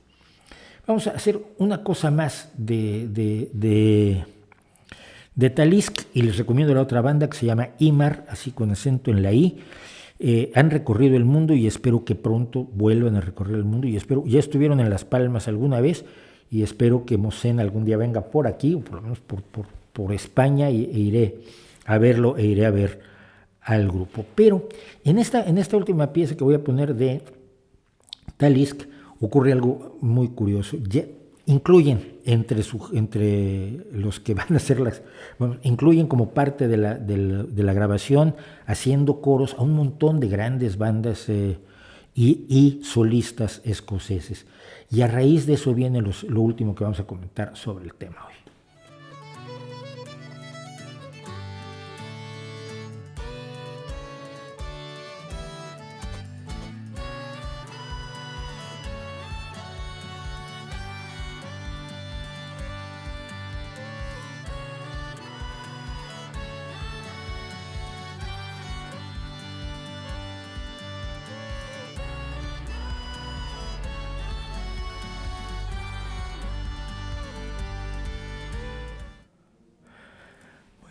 Se lo pasan bastante bien. Ahí hay grupos que hay que oír. Wibanjo 3 es un excelente grupo. Kerry Bor a mí me encanta.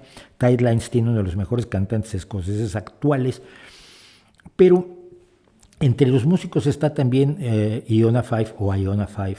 De veras lo siento no saber pronunciarlo. Porque hubo un fenómeno muy curioso. Hace poco hubo elecciones en Escocia, y aunque no han ganado la mayoría absoluta, hay una mayoría suficiente para que la primera ministra escocesa diga que hay posibilidades de hacer otro referéndum independentista. Yo soy enemigo de los independentismos porque creo que la integración de muchos países en proyectos multinacionales es mucho más enriquecedora y mucho más favorecedora de posibilidades de desarrollo para todos los países y para todas las personas que el encerrarte tú en tu pequeño país. Entonces de pronto dices tú, entonces, ¿cuál es el problema estoy en contra de la independencia escocesa? En este caso tengo un conflicto muy grave porque los escoceses quieren independizarse para seguir en Europa.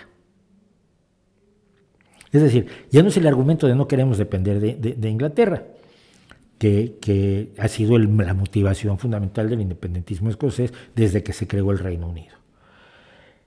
Es que quieren ser normales, y el eslogan es queremos ser normales, y ser normales es estar en Europa y tener nuestras raíces y poder hacer todo lo que se hizo durante los años en que el Reino Unido perteneció a Europa. Yo no sé exactamente si debo apoyar al independentismo escocés en estas condiciones, pero Iona Five y un grupo maravilloso que es Whiskey Kiss hicieron una canción que me encantó, que es la Carta a Europa, basada en la famosa Carta a América de este grupo que era, los he olvidado. A Letter to America, Carta a América o Estados Unidos, de The Proclaimers, que además es un par de gemelos escoceses que todo el mundo conoció por 500 Miles, porque todo el mundo oyó 500 Miles. Era imposible en una época, en los años 80 o 90, andar por el mundo sin escuchar 500 Miles, y antes la Carta a América. Entonces tomaron la música de Carta a América, hicieron una Carta a Europa donde dicen, fundamentalmente cantado por Iona Five o Iona Five, que tiene una voz absolutamente cristalina y seductora, hemos decidido que es momento de mandarle una carta a Europa pidiéndole que deje una luz encendida para que Escocia pueda encontrar su camino de regreso a casa. Porque les han quitado París, porque les han quitado Florencia, porque les han quitado su paz y su libertad, y ellos solo quieren ser normales. Y entonces esto lo hablé con Iona Five, y lo comenté luego con el grupo y me permitieron también usar esto, y esto es un poquito de su Carta a Europa.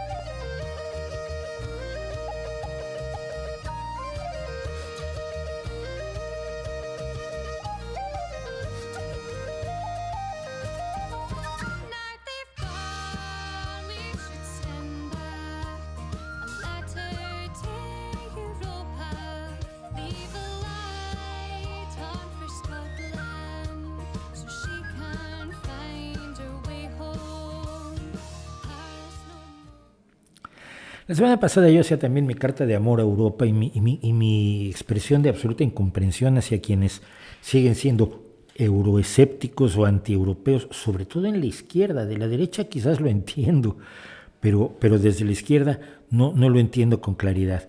Creo que ojalá y pronto vuelva a su casa, a Europa, Escocia, pero no quisiera que volviera sola. Quizás sigo siendo antiindependentista, me gustaría que el Reino Unido completo volviera a Europa. Londres además es una de mis ciudades, sin duda alguna, pero me llama mucho la atención cómo quienes pierden Europa se dan cuenta de lo que pierden y quienes la tienen muchas veces no se dan cuenta claramente de lo que tienen. Ahora vamos a hablar de un tema que me interesa mucho porque es la tentación del autoritarismo, y a esta le quiero dedicar un rato antes de llegar a la poesía para finalizar. A ver si no nos alargamos hoy, que eso va a ser el colmo, va a ser que nos alarguemos. Bueno, espero que no. El poder es uno de los fenómenos más extraños del ser humano y hay personas que viven por el poder y hay personas que somos absolutamente negados para el poder, no podríamos ni siquiera manejarlo. Poder absoluto hoy tienen muy pocas personas, los tienen los monarcas absolutos y quedan muy poquitas monarquías absolutas en el planeta. Está el sultanato de Omán, cuyo monarca es Haitham, el de Brunei, cuyo monarca es Hassan al-Bolkiah, el de Arabia Saudí, que es Salman bin Abdulaziz al Saud, el actual rey de Arabia Saudí, o el de Qatar, Tamim bin Hamad. Son los únicos monarcas absolutos que quedan. Los otros monarcas o son mixtos o son monarquías constitucionales, son monarquías ya que les han quitado las garras y los colmillos, y no son lo que solían ser las monarquías, aquellas del Estado soy yo, o de lo que ponía Luis XIV en sus cañones de la última razón de los reyes. Si no aceptas mi poder, te cuezo a cañonazos. Hay dictadores hereditarios que tienen más poder que muchos absolutos, pero que al mismo tiempo hacen alguna simulación democrática. Hay dos en concreto que ocupan espacios relevantes. El primero, por supuesto, es Bashar el-Assad, el dictador de Siria, que heredó Siria hace 20 años de su padre, que se apoderó de Siria 21 años antes, o sea que lleva 41 años con una dictadura hereditaria siria. Los se protestaron contra esa dictadura, los islamistas metieron mano y tenemos una guerra civil que lleva ya 11 años. Y por supuesto la dictadura de Kim Jong-un, el tercero de la dinastía Kim, que tiene un control, probablemente el mayor control que hay sobre una sociedad en este mundo, que es el que existe en Corea del Norte. Los dictadores al estilo tradicional hay muchos y usan los procedimientos de siempre, el reparto de poder entre los suyos para mantener su propio poder, la tortura y el asesinato y la persecución a los opositores, el intento de control absoluto del país, y generalmente no ha habido grandes cambios en ese tipo de dictadores. Son como los reyes de los pequeños estados-naciones del principio. Tenemos, por ejemplo, algunos son verdaderamente impresionantes. Teodoro Obiang, por ejemplo, presidente de Guinea Ecuatorial, es presidente desde 1979. Hay gente que me está oyendo que ha nacido después, hay gente entre ustedes que ha nacido después y que durante toda su vida el presidente de Guinea Ecuatorial ha sido la bestia, que es Teodoro Obiang, que obtuvo el poder además con un golpe de estado contra su tío en el 79. Paul Biya es presidente de Camerún desde noviembre del 82. Hun Sen es primer ministro de Camboya desde el 85. Yoweri Kaguta Museveni es presidente de Uganda desde el 86. Sayyid Ali Hosseini Khamenei es el líder supremo de Irán desde 1989. Sí, luego eligen un presidente que hace, en este caso, ¿quién es ahora?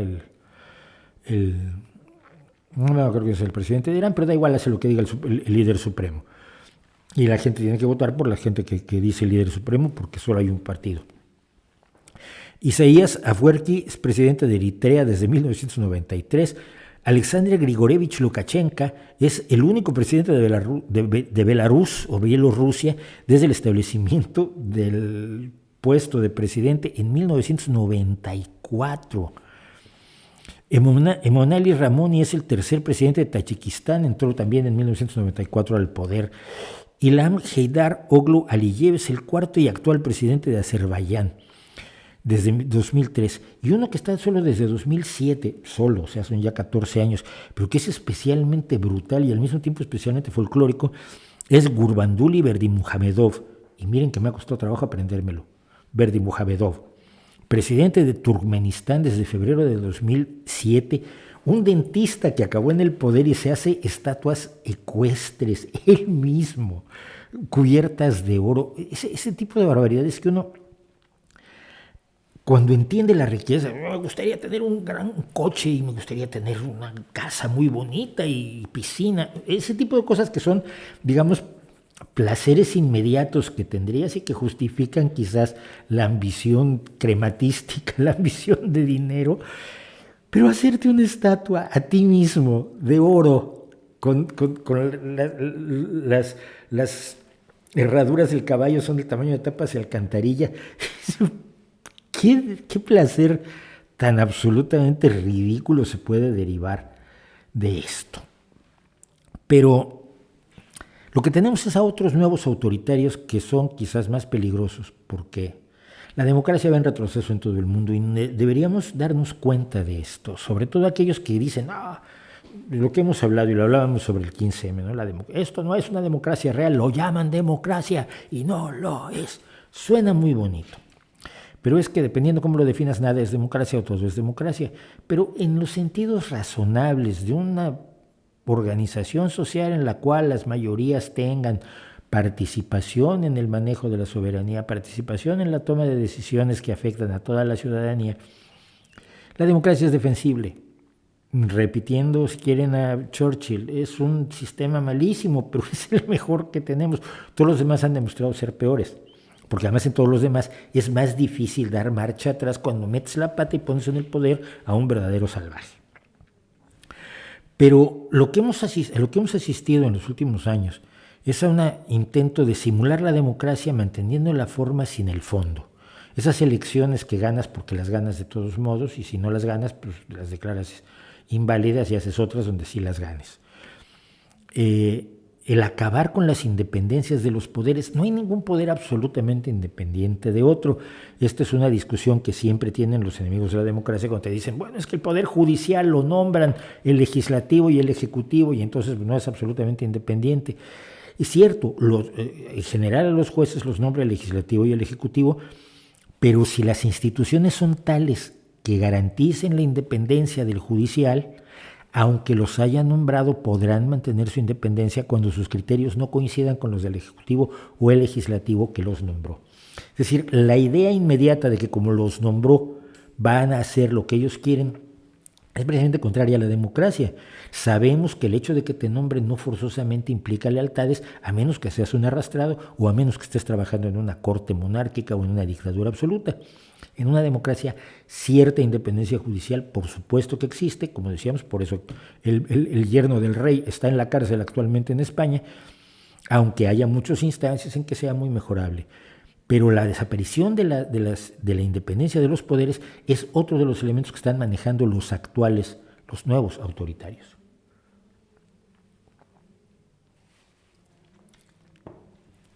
La idea de vivir en un estado de excepción continuo, la idea de que puedes decretar un estado de excepción cuando no hay una verdadera emergencia, está presente en muchos del accionar de este tipo de personas. La legislación a medida del autoritario. Cuando el Ejecutivo controla totalmente al Legislativo, el Legislativo hace las leyes que quiera el Ejecutivo, sobre todo en los casos en que el adquirir un puesto, un escaño, una curul, un asiento en la legislatura de un país depende más de tu relación con el Ejecutivo que de la consecución de votos representando a tus conciudadanos. Un creciente control de los medios o por lo menos una inflación de los medios afines. Esto lo hemos podido ver claramente en Estados Unidos con la inflación de organizaciones como Fox News por parte de Donald Trump. El desprecio de las libertades y derechos fundamentales sobre pretexto de la seguridad. Por luchar en contra de los delincuentes vamos a quitarle derechos y libertades a la ciudadanía. Derechos y libertades que no le vamos a devolver cuando ganemos la guerra contra la delincuencia, que además no se gana nunca. No hay ningún país sin delincuencia, no sé si se han dado cuenta. Una creciente opacidad, la transparencia es la esencia de las democracias. Una creciente opacidad, un creciente reservar la información para que la gente no pueda tener acceso a ello. Una de las formas en que avanza la democracia es precisamente cuando se consigue transparencia, cuando puedes acceder a los documentos de gobierno. A mí me llama muchísimo la atención que gente que cree que Wikileaks hizo un ejercicio de transparencia, que en su mayor parte no lo hizo, pero que aplaude a Wikileaks por su ejercicio de transparencia, esté aplaudiendo al mismo tiempo la opacidad de gobiernos como el de López Obrador, que declara constantemente como reservados distintos documentos de gobierno que no se van a poder consultar en 5 o 10 años. Y el control el nacionalismo exacerbado es un elemento clave de este control, y el control de las redes, el intento de control de las redes, y a veces no tan intento. Hay en China, en Arabia Saudita, en Corea del Norte, tu acceso a la red está controladísimo por unos cortafuegos gigantescos que impiden que cierta información te llegue. Cuando defendemos la libertad de Internet, tenemos que acordarnos que también hay que defender la libertad de los miles de millones de personas ya que no pueden acceder libremente a la desinformación y a la información de Internet. ¿Quiénes son estos nuevos autoritarios? Quiero dar algunos nombres para que los reflexionemos juntos. Vladimir Vladimirovich Putin, que es presidente de Rusia desde 2012, pero en realidad fue presidente desde 1999 a 2008. Luego fue primer ministro de 1999 a 2000 y de 2008 a 2012. En realidad, desde que cae Yeltsin, Rusia ha estado totalmente controlada por Vladimir Putin. Y el control es a través, obviamente, de sus cómplices alrededor, con los que ha creado una cleptocracia donde todas las mafias rusas controlan toda la economía, controlan todas las instancias de poder en Rusia, y a través de una propaganda internacional descarada a través de sus propios medios de comunicación, en este caso Russia Today, que es parte de la agencia Novosti de Vladimir Putin. No ha soltado el poder, ha incrementado su poder y lo sigue incrementando. Apenas en abril de 2021 firmó un nuevo cambio constitucional, y él lo puede decretar, que le permite reelegirse 2 veces más. Cuando dejó de ser presidente y pasó a ser primer ministro es porque había leyes que le impedían volver a ser presidente. Esas leyes ya han sido derogadas. O sea que por lo menos podría ser presidente hasta 2036. Y en 2036, pues sí tiene más o menos mi edad.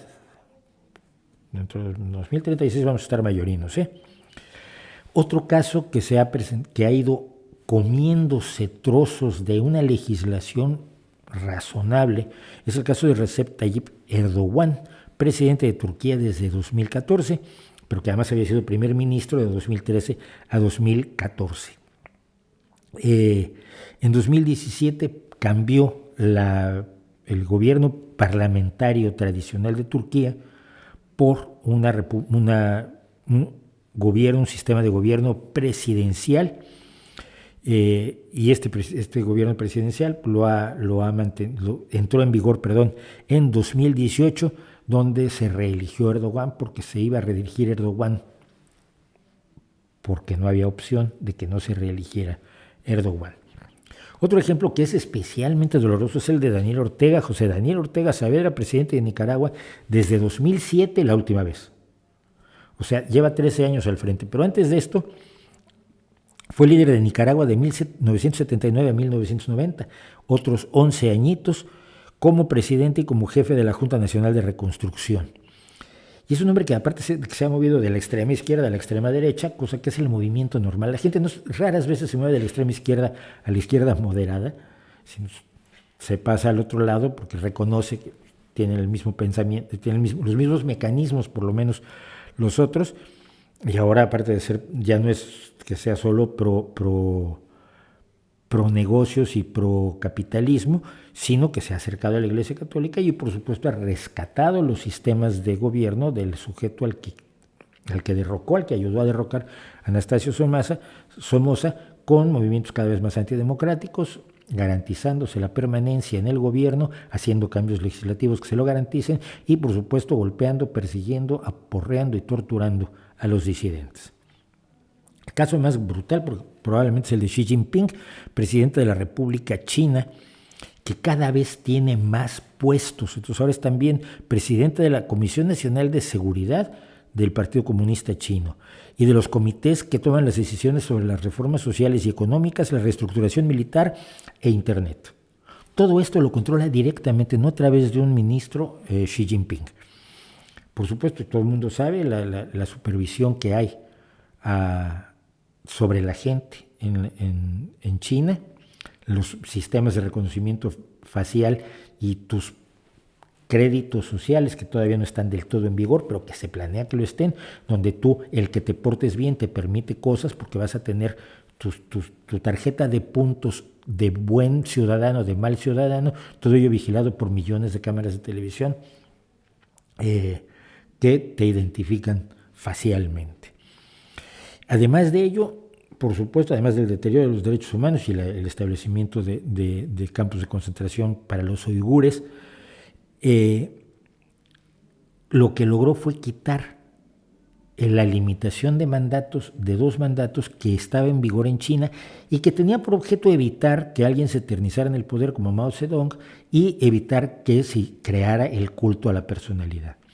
Xi Jinping ha logrado recientemente que se eliminen esas disposiciones legales y por lo tanto para todo efecto práctico ha sido decretado presidente de por vida y se está empezando a crear un culto a la personalidad como el que se creó alrededor de Mao. Tengo que hacer un día un vídeo sobre los mangos de Mao, a ver si es el próximo que hacemos. El martes próximo, no se lo pierdan, vamos a hablar sobre los mangos de Mao Zedong, culto a la personalidad y mangos. Esa es una historia absolutamente alucinante. Por supuesto, Nicolás Maduro en Venezuela, que ha ido cambiando la ley a su gusto y que finalmente cuando la Asamblea Nacional iba a convocar un revocatorio, que una de las grandes promesas de Chávez fueron los revocatorios, que Chávez ganaba, pero que Maduro vio que no iba a ganar, decidió disolver la Asamblea Nacional y crear una Asamblea Constituyente porque sí, para hacer una constitución más a su medida que la constitución bolivariana que ya había hecho Chávez.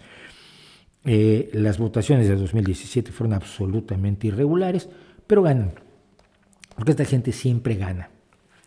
Ahora, la tentación autoritaria es peligrosa y debería preocuparnos en todos los países donde se está dando.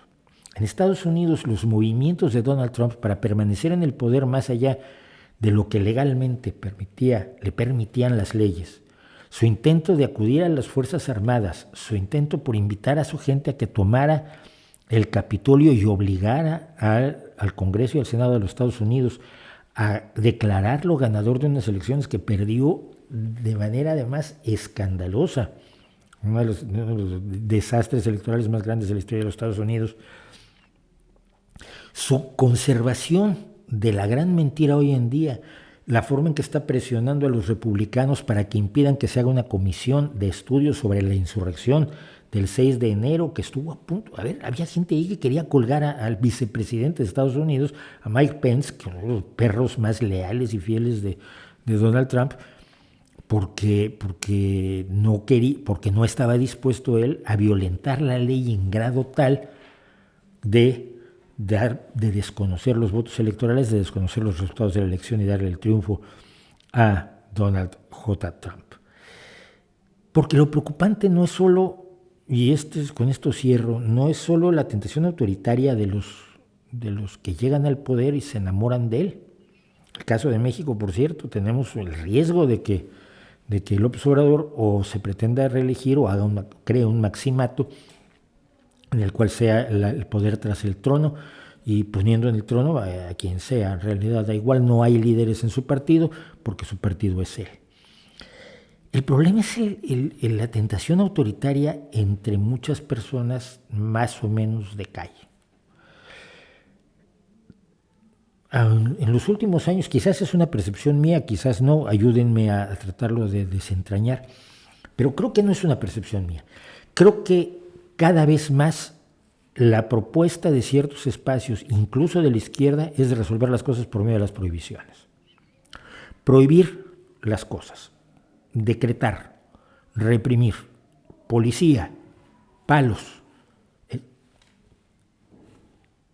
En vez de crear estructuras sociales que permitan que se expulse de la sociedad una serie de comportamientos o que lentamente se eduque a la gente para determinadas formas novedosas de ver la realidad, como podrían ser visiones contra el racismo, visiones contra la discriminación de distintos tipos, la aceptación de mecanismos que se hagan inversiones para que los minusválidos tengan mejor acceso o discapacitados tengan mejor acceso a edificios y a calles y a empleos, etcétera, etcétera, en vez de crear las condiciones sociales para que esto se convierta en una idea aceptada por todos, se crea la idea de la represión, la idea de la opresión, la idea de esto no se puede debatir, la idea de esto no está a discusión, la idea de esto tiene que ser así, la idea de que quizás apoyando a un líder autoritario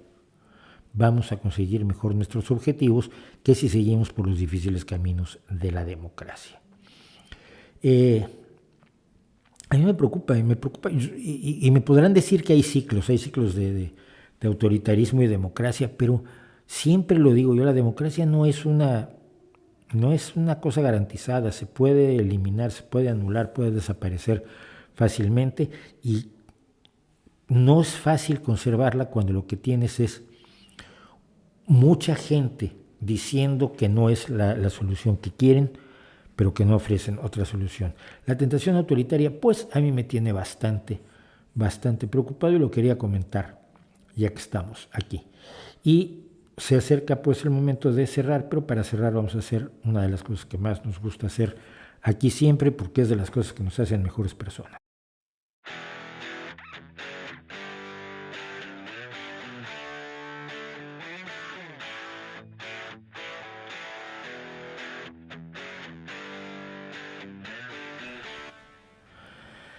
Nos acompaña una poeta, no sé por qué no les gusta que les digan poetisas, pero bueno, en realidad es porque cuando yo era joven poetizo era una forma de burlarse de un poeta malo, de un poeta cursi, se le llamaba poetizo, quizás por allí va. Yo no veo problema decirles actrices a las actrices, médicas a las médicas, cantautoras a las cantautoras, ingenieras a las ingenieras y poetisas a las poetisas. Porque decirle a una mujer que es doctora en vez de doctora tampoco me parece lo razonable, teniendo un femenino allí tan bien puesto como para que se lo merezcan y así no borrarlas como se preocupan muchas mujeres de que las borren. Pero esta mujer, que además fue una luchadora social y por el feminismo bastante destacada, es Rosario Castellanos, poeta mexicana que nació en 1925 y murió muy joven en 1974 en un accidente trágico, pero que a mí me parece una de las grandes voces de la poesía del siglo XX. Y espero que no se moleste nadie hablando de la tontería posmo de la semana, y de las tonterías antiposmo que también están. Las tonterías antiposmo también están a la orden del día. No olviden ustedes que los del otro lado del posmo, que son igual de tontos, están enojadísimos porque se va a hacer una cenicienta donde la hada madrina es gay y negra. ¿Y qué te duele? ¿Qué te molesta? ¿Qué te preocupa? ¿Cuál es el problema?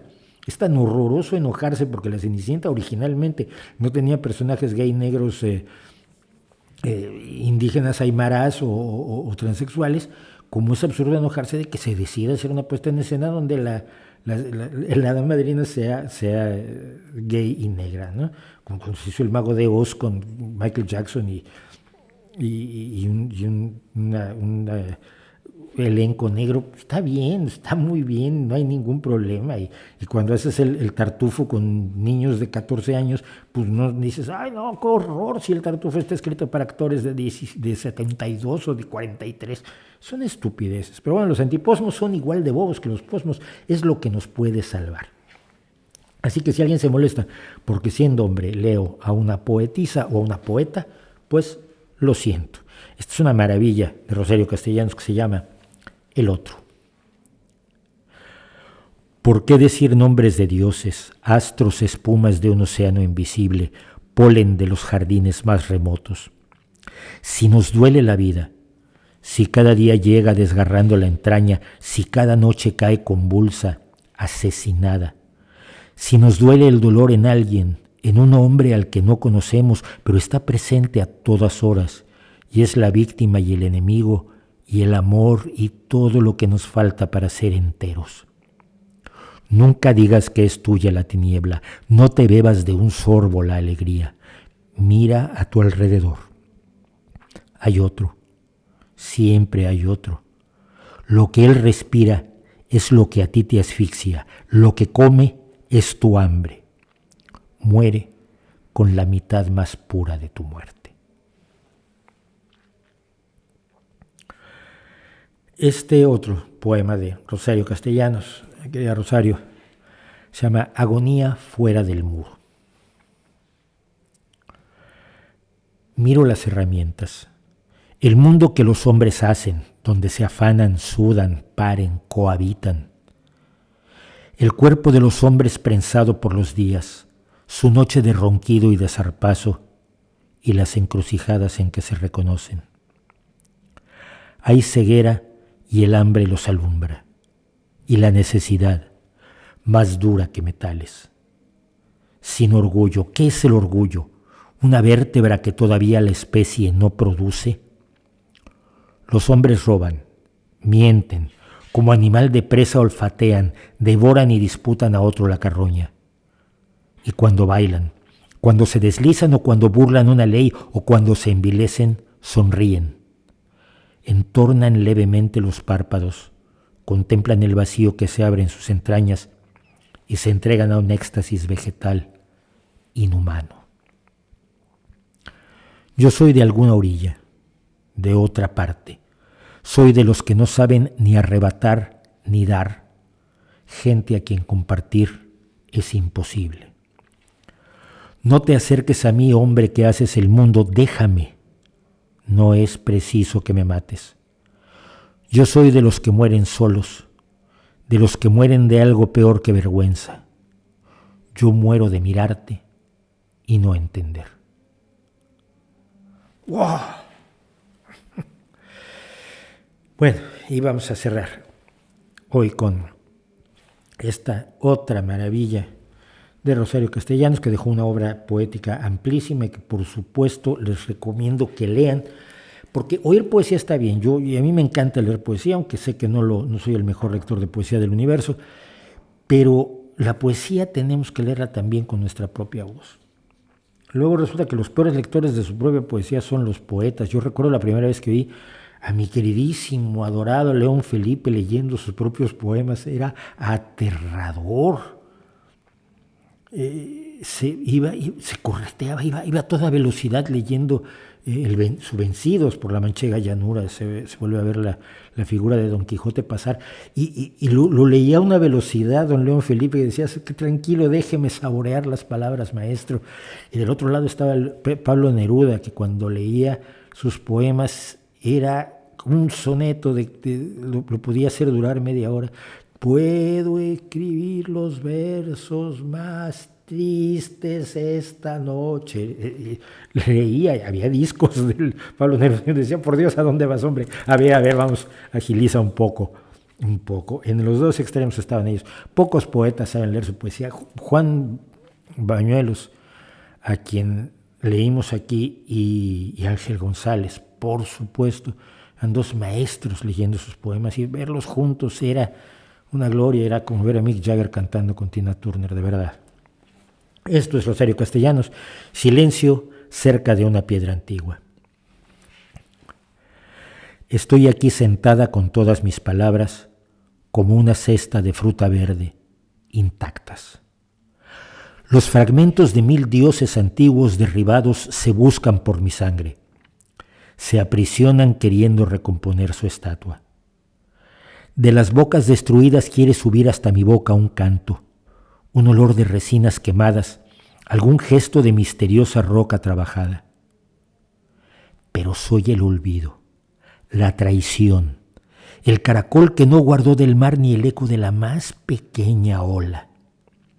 Y no miro los templos sumergidos, solo miro los árboles que encima de las ruinas mueven su vasta sombra, muerden con dientes ácidos el viento cuando pasa. Y los signos se cierran bajo mis ojos, como la flor bajo los dedos torpísimos de un ciego. Pero yo sé, detrás de mi cuerpo otro cuerpo se agazapa, y alrededor de mí muchas respiraciones cruzan furtivamente, como los animales nocturnos en la selva. Yo sé, en algún lugar, lo mismo que en el desierto cactus, un constelado corazón de espinas. Está aguardando un hombre como el cactus la lluvia, pero yo no conozco más que ciertas palabras en el idioma o lápida bajo el que sepultaron vivo a mi antepasado. Una enorme voz de la poesía en español Rosario Castellanos, y creo que no es tan conocida, desafortunadamente, en España. Y con esto estamos llegando al final, exactamente a tiempo. Parece que lo hubiera yo tenido todo preparado y no, no tengo nada preparado. Todo lo voy improvisando más o menos, traigo algunos datos y demás, pero improvisamos porque así hay que hacerlo. A quienes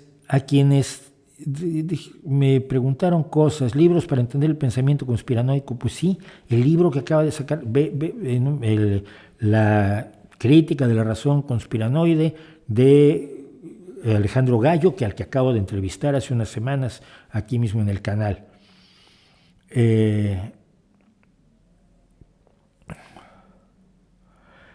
El tema que uso para descansos y cortina tiene autor. No, yo tengo una con lo que me dan, con lo que me pagan en Patreon, con lo que ustedes amablemente colaboran en Patreon. Tengo una cuenta de Artlist, que es un servicio de música de royalty free, donde yo puedo utilizar toda la música que quiera, pago una suscripción anual. Puedo ver el autor, porque sí, evidentemente tiene un autor, pero no tiene derechos, entonces no me he fijado mucho. ¿Tienes alguna opinión sobre usar la filosofía para justificar algunas obras de arte? Que quizás sin eso no se me entiende como buen arte, así que es un embuste, hombre. Por Dios, la filosofía se usa para justificar lo que sea. Lo puedes usar para lo que tú quieras. Michael, sabes que no te voy a contar, así que... Giuseppe Mendoza dice algo interesante. Pensé que tocaría una pieza de música clásica, no pensé que así se pudiera tocar la guitarra. La guitarra irlandesa, en general, la guitarra celta, que los celtas no existe, ya lo hemos hablado, es especialmente interesante. ¿Crees que el nacionalismo haya sido positivo en el pasado? No creo. Creo que puede haber tenido rasgos positivos, porque nunca es totalmente negativo nada, pero en este momento es una fuerza absolutamente reaccionaria en todo momento. Y bueno, si me falta comentar algo, si son tan amables, desde aquí, desde que Alfred me pregunta sobre el credo particular, si me pueden reunir el chat y lo hablamos la semana próxima. De momento, muchísimas gracias por haberme acompañado, muchísimas gracias por estar en las sesiones del Rey va Desnudo. Vean los vídeos del Rey va Desnudo, promuevan los segmentos que salen de este larguísimo y a veces atropellado y caótico streaming, y nos vemos, por supuesto, la próxima semana si todo sale bien.